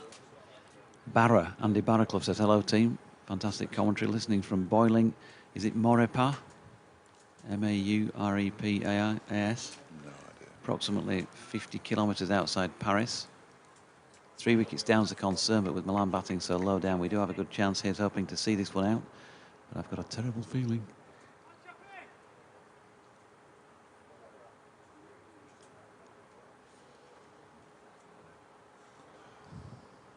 Chappell has 2 men out on the leg side, a long leg and a man at mid-wicket. Must have a sweeper on the offside. He does. It's Mark Watt. Just the one slip. Catches on either side of the pitch, offside and leg side. Matt Lamb, Ben Aitchison. As Chappell is in and bowls a good first delivery that is defended by Masood back to him. I suppose his nickname could be Hat Pegs. Hat Pegs. Why? Chappell Hat Pegs. No, I'm still not with you. Well, they're pegs that people used to hang their hats on in the chapel. Oh, right. I trust you've never been in charge of nicknames at any of the cricket clubs you've been a member of. You have to explain a nickname. It's not worth having. Chappell's in, and that one's turned into the leg side for a single. In off the boundary comes Harry Kane to do the fielding. 51 now to Masood, 114 for 3. Do you know why they call me Dutch Kate? Is it broadcastable? There's a lot of sniggering going on now. It's like being in the 6th form again. From memory. I'm just trying to do the, explaining your nickname. 6th form at POC. I think there were only 2 girls there. I had nothing to do with them. 6 o'clock chimes on the crooked spire. 6:07 is mine at this hour. I'm 6:02, so I'm going to have to go in a minute. 6:02 in a bit. Oggy was very precise on 6:07. Chappell is in and bowls outside the off stump, left alone by Tattersall to go through to the keeper. I'm off. I'll hold the fort. Oh boy. Tattersall on 11.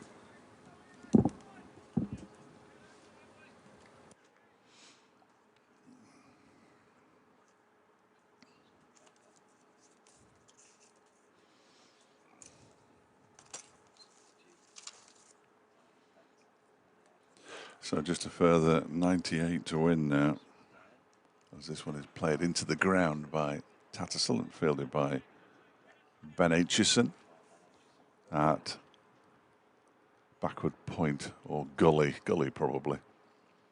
He's just scratching where he should be standing on the pitch. Ben Aitchison, Wayne Madsen at first slip, Harry Kane at point, Matt Lamb at cover, Lears deploy mid-on. Hayder is at a wide, at mid-off rather, wide mid-on. Mark Watts on the mid-wicket boundary, and he's going to be doing the fielding now as that one is flicked by Tattersall towards him. And Alex Thompson is going from long leg to long leg.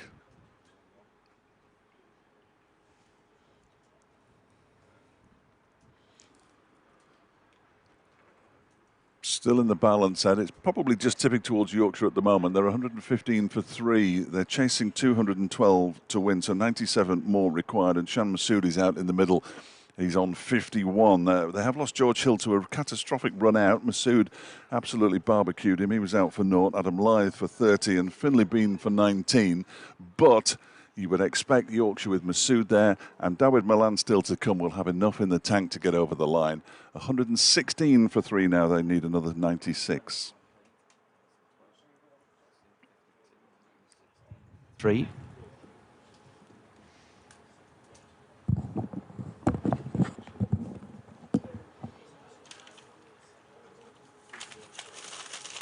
We're going to have the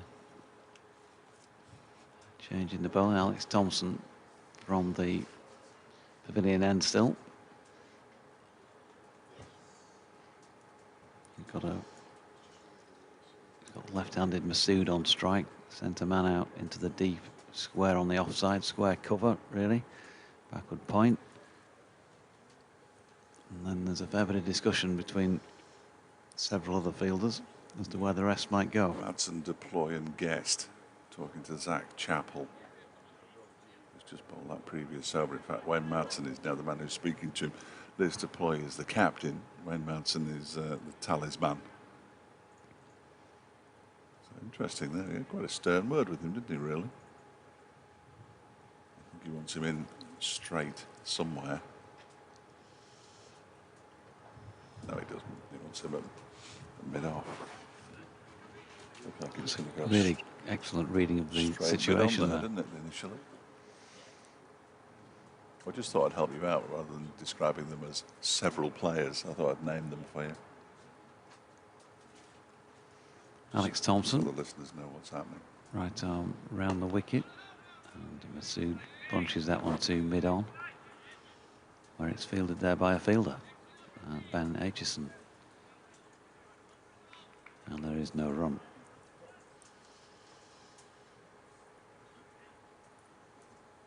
In comes Thompson again. Floats this one up a little more. Shan Masood almost yorks himself, though, using his feet to come down the pitch, but there's clearly an attacking intent about that. Turned out to be a dot.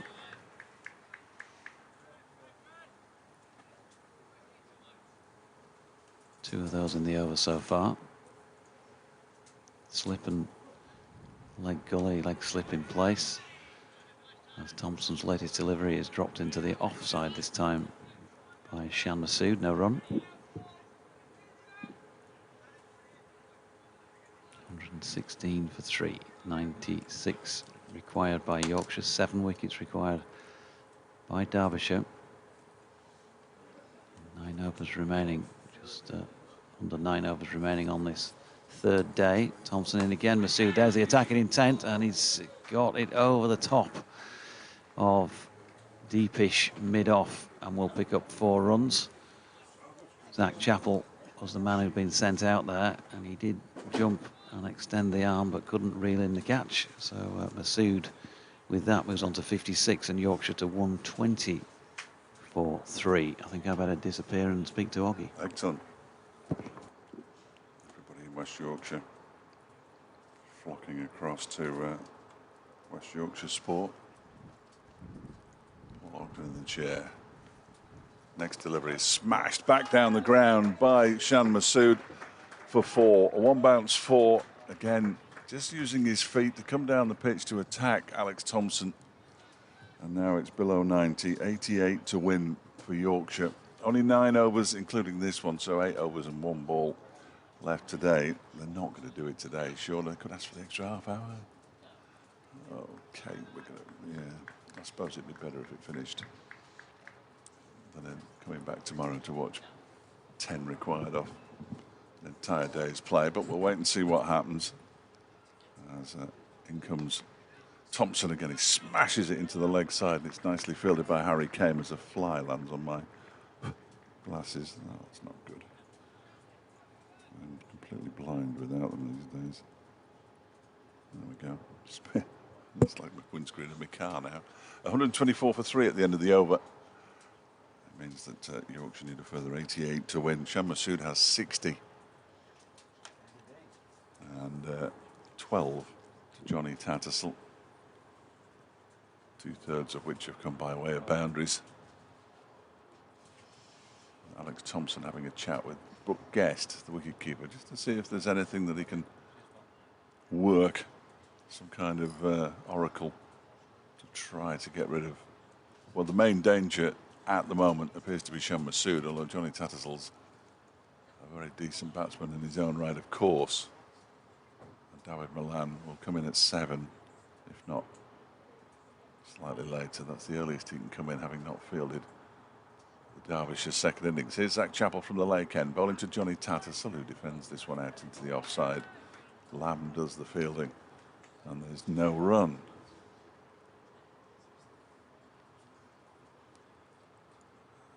What's happening elsewhere. We can guide you through the closing stages. Morgan's second innings is still behind Durham, 154 for 4. They're trailing by 86. Sussex 326 for 6, leading Worcestershire by plenty, as that one is whipped into the leg side by Tattersall for a single down to Thompson. The lead is 265.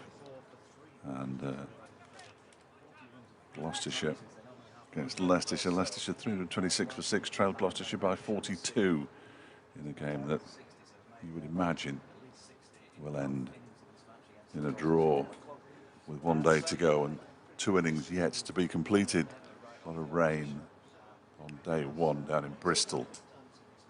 Shan Masood back on strike, which is immediately causing conversations between Brooke Guest and Wayne Madsen. Liz Deploy's having a chat with his bowler. He's at mid-on. And Wayne Madsen, I think is he coming out of the slip cordon, or is he just directing traffic? I think he wants Chappell to come around the wicket, and he's having to jog to the far end of the ground to tell him exactly what the plan is. Umpire Lungley, with his hand on his hip, looks extremely unimpressed. So it's a conversation between Madsen and Duploy and the bowler Zach Chappell as the fan goes off again. And the upshot of that is that the man out on the mid-wicket boundary, Harry Kane, is coming in, so there won't be a sweeper square of the wicket on the leg side. Matt Lamb's gone into extra cover, catching Ben Aitchison at gully or full slip, something like that. Wayne Madsen will slot in at 1.5 slips. Haider Ali is just behind Matt Lamb at orthodox cover. There's a mid-off and a mid-on as well. Mark Watt must be somewhere. Alex Thompson is down at he's on the cover boundary, and Alex Thompson is at third man. But they're coming around the wicket to bowl to Shan Masood. I wonder exactly how this is going to work out. You ran away, Ian. You ran away. I think it's about 2 minutes and 7 seconds since the last ball. I'm not surprised. It seems to have gone on for a while, this over. It's only the third delivery of it. Chappell is in and bowls to Masood, who plays and misses it. Potentially a slower ball that bounces twice before it reaches Brooke Guest, but he definitely played at that one. The problem being, it probably wouldn't have carried to anybody. A full shot from the Yorkshire skipper, which is almost a moral victory. You don't get anything for moral victories, though, and this time it's Shan Masood who waits, or keeps Chappell waiting. Now Chappell's in again, bowls a full delivery that's pushed out into the offside, out towards Mark Watt on the cover boundary. And they go through for a single, 126 for 3. 86 to win. Oh, got it right. Remarkable. Absolutely remarkable. Scenes. I thought you just wrote down 87. I'd missed one, but then I worked out that 6 and 12 was definitely 6. No odd numbers in there. No odd numbers at all. Some strange ones. Chappell is in, bowls to Tattersall, who turns this nicely down towards fine leg for another single. Tattersall moves on to 14. 127 for 3. How's Oggy? Oggy's good. Good. He just compared me to his commentary hero, Ted somebody or other. I didn't know, I've got to say. Maybe it was a local radio commentator in Oggy's area, which, of course, he's a Leither originally, isn't he? He's from Lee, from the dark side. Yeah. He likes to keep his Lancastrian roots quiet, though. I think it's advisable when you're working in Yorkshire. 127 for 3. Popey doesn't quite manage to hide his. As around the wicket comes Chappell, and that's guided nicely out towards the cover boundary where Watt will field, and the batsman will come through for another single. 62 now to Shan Masood, 128 for 3. And Patrick Bamford's missed again. You're having a laugh. Was that Popey? On his commentary, yeah. He hides his Merseyside accent quite nicely, actually. He does, to be fair. Yeah. Good at what he does. Absolutely. The old boy. Leeds United commentator, of course, 128 for 3. Leeds have scored. Hey, calm down, calm down. I've got to do an update at 16 minutes, but this is just bizarre. The things we get asked to do in the last hour of day's play. Yeah. Madness. I may be on, who knows. I've just been asked how long's left. And well, it's a piece of string job, yeah, isn't it? I said it depends how much. Exactly, runs they get the next 7 overs, really. Chapel's been sent out to long off now. Long on has also been dispatched. So that's 1, 2, 3, 4 men I can see outside the circle. David Fletcher, as there is no circle, of course, but you know what I'm saying. In the deep, that's pushed to cover. And there is no run. The mellifluous tones of Zach Chappell, who's the loudest voice in county cricket. Thompson round the wicket. You got my one. Masood pushes it up to long on, and they get 1 run. Yeah, my one is that's EastEnders, isn't it? Not my one. Not my one. He's not. He's not a. I think he's more of a Brummie. Got your bottle there, Zach. Got my one. Got your one. He's thrown it, discarded it behind him over the rope, and now has run into mid on it. An update for Radio Derby listeners fairly shortly, as this next delivery is defended by Tattersall. Oh, what's happened there? How have I done that?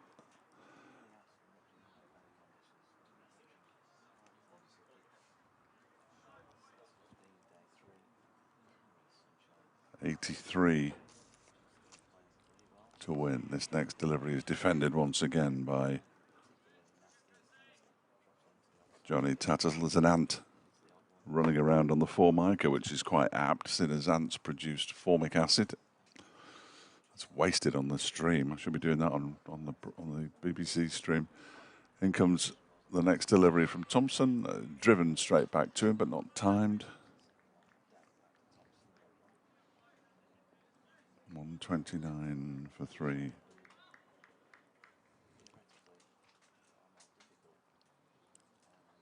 Thompson in bowls. That's turned into the leg side by Tattersall. End of the over, which means that we have 5 left. 6 left in the day's play. 6 left. 129 for 3. Masood has 63. Tattersall has 14. The men out. Bean for 19. Lythe for 30. And George Hill for 0. Run out by a Ben Aitchison throw, having been called through after a yes-no interlude by Shan Masood. 129 for 3 it remains.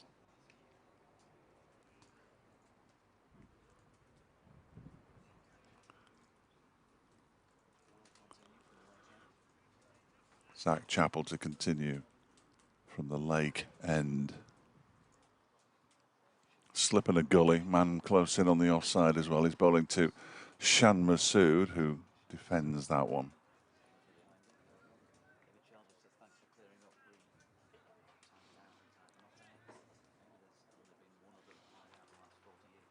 .129 for 3. I'll try and keep this one reasonably short. Less than 6 overs remain here. Dom 129 for 3 now. Yorkshire. They need a further 83 to win. Derbyshire needs 7 wickets, and they need one very, very quickly because Shan Masood is starting to open up. He's on 63 not out. Johnny Tattersall has 14. There's still Dawid Malan to come. Yorkshire easing towards victory, you would have thought. 129 for 3. They need 83. I think things will be in full bloom in the garden at this stage. With so much sunshine around, looking resplendent, I'm sure. BBC West Yorkshire Sport at gmail.com or at Jonathan Doidge at Fletch Sport as Chappell's latest delivery with a bit of a Monica Seles type grunt as he delivers it. He's wide of off stump and there is no run. Effort ball. Edward Harland says, JD Watt has repeatedly stopped halfway through his run-up against us, and more so the times he's played for Scotland. He's obviously playing mind games. When does it break the laws of cricket? It's that about Hartley at Lancashire. He does that an awful lot, doesn't he? Yeah. Keep it in his hand sometimes, halfway through delivering his Chappell, and that's dropped into the offside backward of point by Shan Masood. There's a shocker of a fumble out there by Alex Thompson, which allows him to get back for a second. Nearly more. Harry Kane was backing up the slightly wayward throw. Bit of overcompensation from Thompson. You don't want that. It's not ideal, is it? And you've only got 80-odd runs now to defend and 7 wickets to take. Especially when it gets pursued back on strike. So 81 now, the requirement.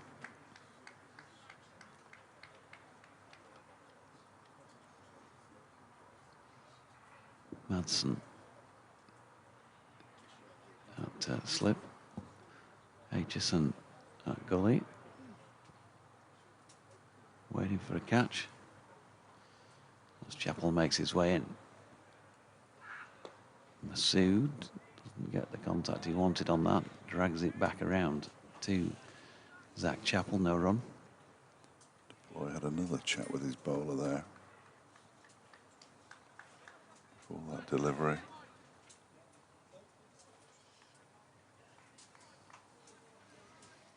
It's clear that 111 first time round was very, very substandard. Chappell in again, and Masood chops that into the deck. No run. Bent Nielsen said, I think I heard mention of ants and their chemical warfare. Chemical warfare? I thought they used antacid. On the stream, I said there was an ant, which was apt because they're on it was running across the Formica, and ants produce formic acid, which is used in the production of Formica. Ah. I didn't mention warfare. So you'll be getting messages about what I say on the TV stream when I'm away doing updates, which is bonkers. It is. It's madness, or is it Adam and the Ants? Another conversation. Mark Watt's been called for. Call for what? Has Kate gone home, do you think? No. No, I'm Still baffled by the retired out. It's I'm hit her baffled hard. by that, but I'm even more baffled by the overs remaining, because I still concur that it's 4 remaining and not 5. Seeing as we had 59.5 overs in the first. Today before the change of innings, which would leave 36 left. Not the 37 that they gave us. And have they added one on for last night or anything like that? We went off before 6 o'clock, didn't we? That is the only possibility. Glad to have been of service. This field is running in all directions here as everybody tries to find exactly where they should be. We did go off at 5 to 6. Yeah, so we get an over added on from yesterday. Yep. I'll just stand corrected. Thank you very much. 131 for 3. Watt begins a new over. The first ball is guided down to third man for 4 runs by Johnny Tattersall. He moves on to 18. 135 for 3. And Yorkshire inching ever closer. 77 to win. What's up, Dodgy? When he said the field was running in all directions, it did sort of was reminiscent of that Monty Python sketch where they had the Olympics. For people with no sense of direction. Yeah, 100 metres for people with no sense of direction. The gun fired and everybody scattered. Next delivery from Watt's a full toss, and it's given the treatment again by Tattersall. It should have the legs to get all the way to the boundary, and it does. Out towards Cow Corner. 139 for 3 now. 8 off the first 2 balls of the Mark Watt over 73 to win. They surely won't take the extra half hour. For goodness sake.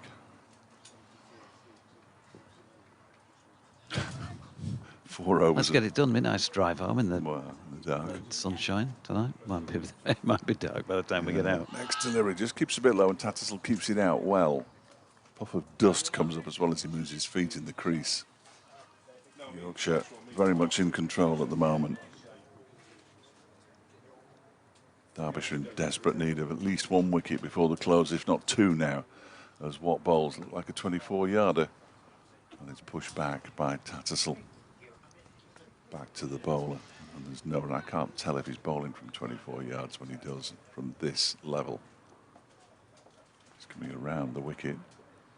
In and bowls to Tattersall, and that one is guided out into the offside. There is no run. It wasn't at all. Is it a misfield? No, it's Shammas. Shammas set off for a single. It wasn't there. I'm going to say, it was so quick out of the blocks that would have been a false start. In that very same race.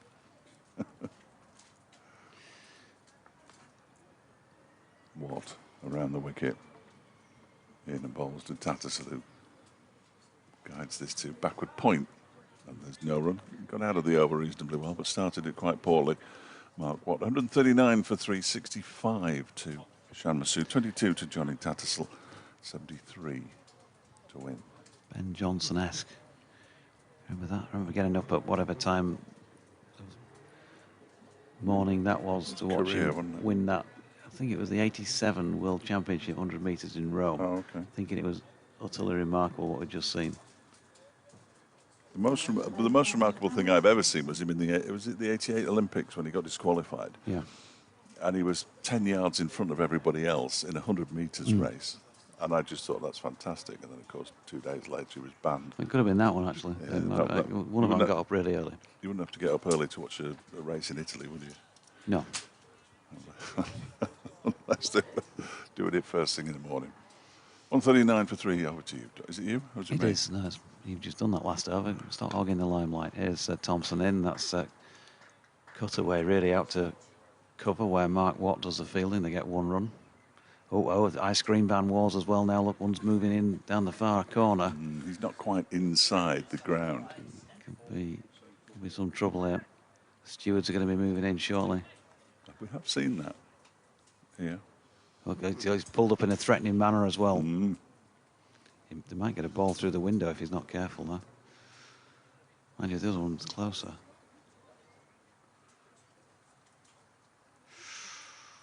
Thompson in, and Tattersall is out. He's got one that has not bounced, and he's stepped back to play a back foot shot of some description. Hard to tell you what it was from this angle, but I can tell you that the finger has been raised by Tom Lungley, and Yorkshire have lost a 4th wicket with 140 on the board and a further 72 required for victory. There may still be a way back in for Derbyshire, and a disappointment there for Yorkshire. Well, there's not much as a batsman you can do about that, is there really? If the ball doesn't bounce at all and you've taken a step into the leg side to try and play a cut, you leave a leg in front of the stumps, you're a goner. And poor old Johnny Tattersall probably stood no chance at all. Just a rueful look on his face, really, as much as anything, as he walks off. And I'm sure he'll be telling Matthew Fisher, the new batsman, the odd one's keeping low, son. He's probably spotted that from the balcony, in all honesty. 22 from 27 balls, 4 fours. Thank you. And the over was... Don't tell him. He should know. Do you know? No, he doesn't know. 33.2. All right, thank you. Even though I commentated on both balls, I can't remember that far back in the over. Can they get another one before the close and just make it semi-interesting? If they could get Shan Masood, it would be fascinating tomorrow. And they're going to attack Matthew Fisher by the look of it, because they're calling for more helmets. We have absolutely no idea that we have to do an update towards the end of the 6 till 7 show. And nor do they care. And why would they? The introduction of Matthew Fisher at this point smacks of night watchman to me. Does it? Yes, because I know David Milan can't go out at this point, but Don Bess would easily be favoured over Matthew Fisher with the bat.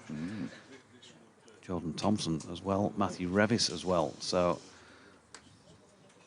it definitely feels like night watchman time, and it's going to be try and pat a few back and tuck the bat under your arm, come back tomorrow and try and get it finished. That's good, because it means they won't want to demand the extra half hour as well. Which means we have to come I back demand tomorrow. the extra half hour. I know, I'd rather come back tomorrow than sit here for another half hour. I beseech you. Half an hour. Kind sir, my kingdom for half an hour. We'll slap at the gloves across the face. Thompson over the wicket then, bowling here to Fisher, who's pushed into the onside with a ball that loops up in the air. And they had brought in a leg gully, a short leg. And Madsen continues at slip. And Leas Deploy, who presumably had set that field as the man at mid-wicket towards whom the ball went. Hold your breath, folks. Thompson in. Fisher goes back foot. Gets something on that. Not quite sure what the appeal was for. It must have been leg before, but it wasn't convincing, was it, Thompson? I thought he hit it, didn't he? Did he hit that? I've no idea. There are two fielders at least in between me and the keeper, me and the batsman. Well, that'll give us a clearer picture than most of your commentary today. So, Thompson in from the leg end. Oh, now then Fisher's turned this one to leg. There is a man under the lid at short leg. He didn't get any bat on it though, apparently. It was Matt Lamb. That short leg. You can tell from the appeals, can't you? It's a bit like the Matthew Fisher appeals themselves. Wicket, yeah, absolutely. It's got that ring about it. Thompson in again. Fisher again. LBW caught at short leg. Anything. Just give us anything. Just give us a wicket for something there, please. Please. 140 for 4. 33 completed. Fisher survives those last 3 Thompson deliveries. And it's back to you, Shan, on 66. Thank you. Oh, no, Shan. Sir. Yeah, I mean, he is clearly key. What do they want now? They want another helmet for, this time for Leas Deploy. He's just signalled to the changing rooms. And we're going to see Mark Watt. So this is good because there are only 3 overs left in the day and there's spin at both ends, so that's always a bonus. So we'll have to do a final report for Radio Derby soon after the close of play before we do the interview. I'm just saying that out loud so that Stephen can hear me. I have to do one for Radio Derby before the interview. So that might help Nigel as well. Here's the helmet for Leas Deploy. Quite where Matty McKinnon's going with it, I've no idea. Does he want it now? No, he doesn't want it quite yet. Mark Watt then, 3 overs to go in the day. 72 still required. Yorkshire 4 down, 140 for 4. And if he's a proper night watchman, they'll get a single and let him take up the strike. That's what night watchmen are there for. Watt bowls to Masood, who turns this into the leg side. No run, fielded by Thompson.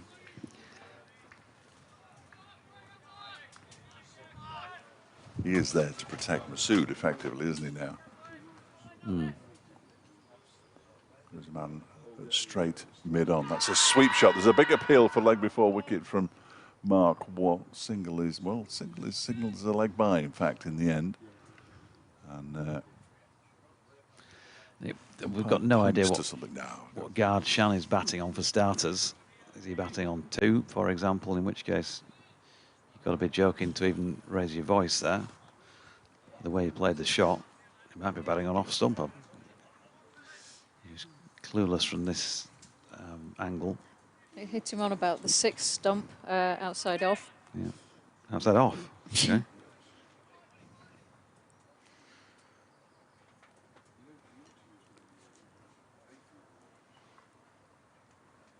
Just tosses himself a catch. The helmet for Leas Deploy has been brought on now, which just delays things a little bit.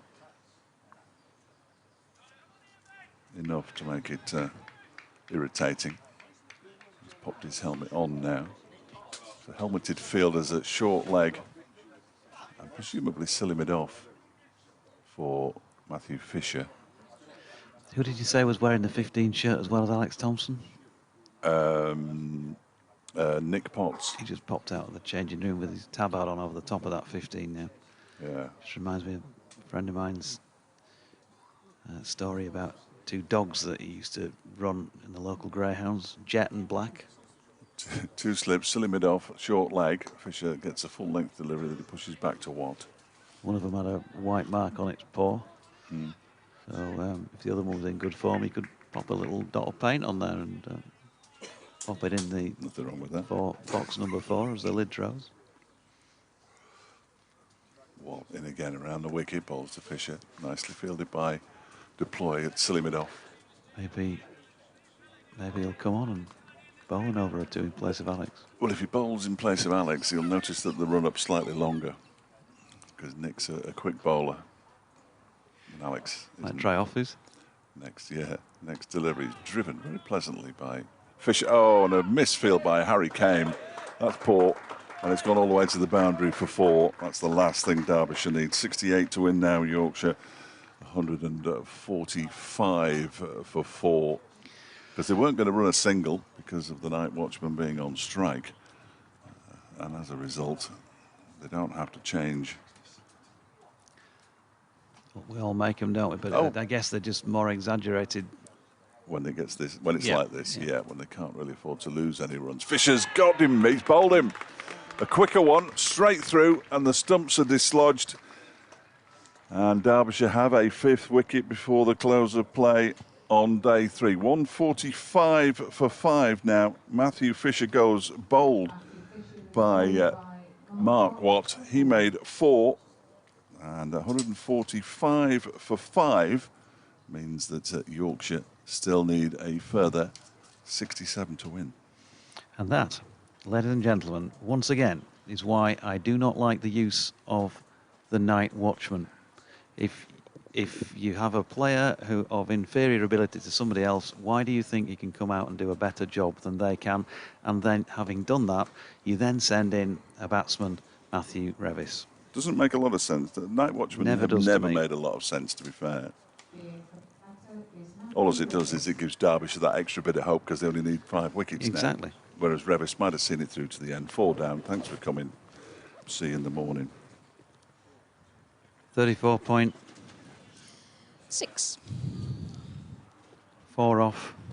8. 1 Thank you very much.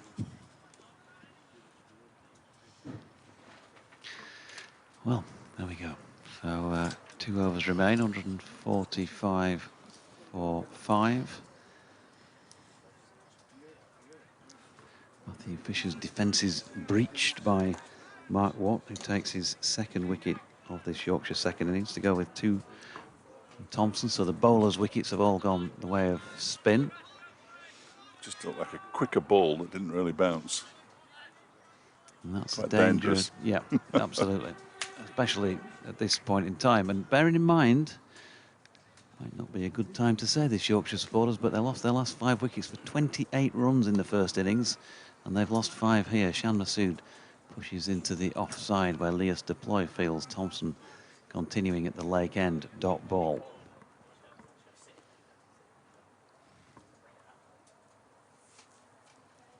He comes in again. Masood this time punches it wide of Leas Deploy. Mark Watt coming in to play out there in the deep on the offside in the lengthening shadows from those trees.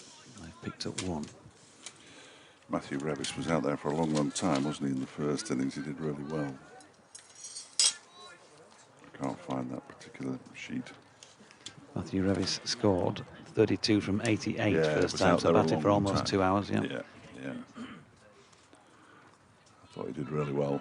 Batted very correctly, didn't take any chances. That's exactly what Yorkshire need at this precise moment. Of course, if he gets that ball that doesn't bounce or he gets one that spits, then he's got no chance. But if he bats sensibly as he did in the first innings, then it'd be a good foil for Shan. I think there's a general acceptance that he didn't hit his, so he was kind of the unlucky batter in the Yorkshire first innings. As he pushes this one into the offside. Alex Thompson round to field. They have, understandably, absolutely right as well, Derbyshire here. They've got a slip, they've got a leg gully, they've got 2 men at short leg. One looks to be just behind square, and another one just in front of. Off spin, turning it in towards the right-hander then as he pushes this one back to Alex Thompson. Another dot, as you see a passing gull just floating on the Chesterfield breeze.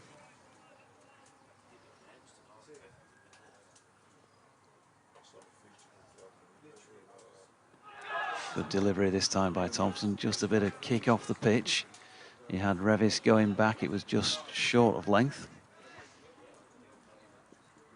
Do you keep a record of edges down at third man? Call it what you will. And if not, why not? No, I'm just asking. What, the vacant third man, you mean? Yeah. No. No. Somebody just asked me if I could ask you, so I've asked Terry. Thompson in again. Revis right over the top of this.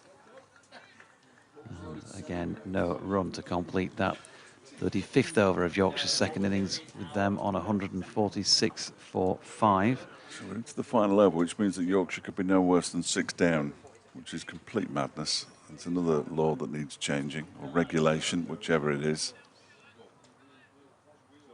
Why would you not want to, as a bowling side, be rewarded by getting 4 or 5 deliveries at a new batsman late in the day? You know what I mean? Yep. And I'm not saying it because it's this way round. I say it on a regular. There's so many regulations that need changing. Aki Gaz has not taken his dose of optimism today, because he says he can't help thinking Yorkshire are going to be on the wrong end of yet another nipper here. Do we know if David Milan's going to bat? Yes, we do. As mentioned on a few occasions, he's okay to bat, but can't bat before number 7 because of the length of time he missed. In fact, the entire Derbyshire second innings in a fielding sense. Could have come in at the fall of the last wicket then, couldn't he? Yep. Tense, not a shop full of tense things. I'm now as tense as a warehouse full of tense things. Why do Yorkshire do this, says Russell Walker. Mark Watt to bowl the final over. Bowled Matthew Fisher in his previous over. Final ball of it, in fact, he bowls to Shan Masood, who clips that down towards backward square leg. And Aitchison feels, Shan Masood will feel that he's done his work for the day. And leave Matthew Revis to face the final 5 deliveries. But you can cope with a dusty screen like that. I know. Robert Heath says, let's not kid ourselves. We all know Yorkshire will contrive a way to lose this, probably by 1 run. With ref to the scorecard entry retired out, I believe there was a game in the subcontinent in the 50s in which a player sadly died during the rest day, and he appeared on the scorecard in the second innings as absent dead. Neither concussion nor death substitutes were allowed in those days. No. I don't know how to follow that, really. 147 for 5. Mark Watt around the wicket. Bowls to Revis. Oh, he's edged it and caught by Wayne Madsen at slip. And Derbyshire get their 6th wicket in the day. Madsen takes the catch. And 147 for 6. That will be the close of play. And well, we're in for an absolute thriller tomorrow, you would expect. They still need 66 more runs to win, do Yorkshire. Revis has gone. Caught by Madsen after bowling of Mark Watt. He made, how many did he make? I didn't even look to see how many he made. He made none. He made none. He made none off 5 balls. 147 for 6. Doidgy. But what can I say? I mean, he's. I was just about to say before he bowled that ball, actually, to you, that I think they're onto something here, Derbyshire, with Mark Watt bowling from this end, because he is bowling it straight, and the ball has been keeping low, if anything, and the way he sort of spears it in, you feel that they could be onto something. So I'd expect, well, we will see more of the same in the morning, because he'll have to complete his over anyway. Yes, but I would expect to see a bit of an onslaught from him tomorrow morning from this end in trying to ensure that Derbyshire see this home for a win for themselves, because this is developing into another humdinger of a county championship match. 6 down, Yorkshire needing a further 65 runs to win it. And Derbyshire, well, it's one of those, isn't it? You often see, you'll either see so-and-so needs X number of runs to win, and you won't see the other team in it. Here, we're saying Yorkshire needs 65 or Derbyshire need 4 wickets. Yeah, absolutely. Should be an absolute thriller tomorrow. Fingers crossed, one way or the other, one of these 2 teams is going to pick up their first win of the season. Derbyshire have Yorkshire at 147 for 6 going into the final day. Who'd have thought we'd have got to a final day? They need 65 more to win. As Doidgy says, Derbyshire need 4 wickets, and we'll be back at 11 o'clock tomorrow morning. Looking forward to it. See you then.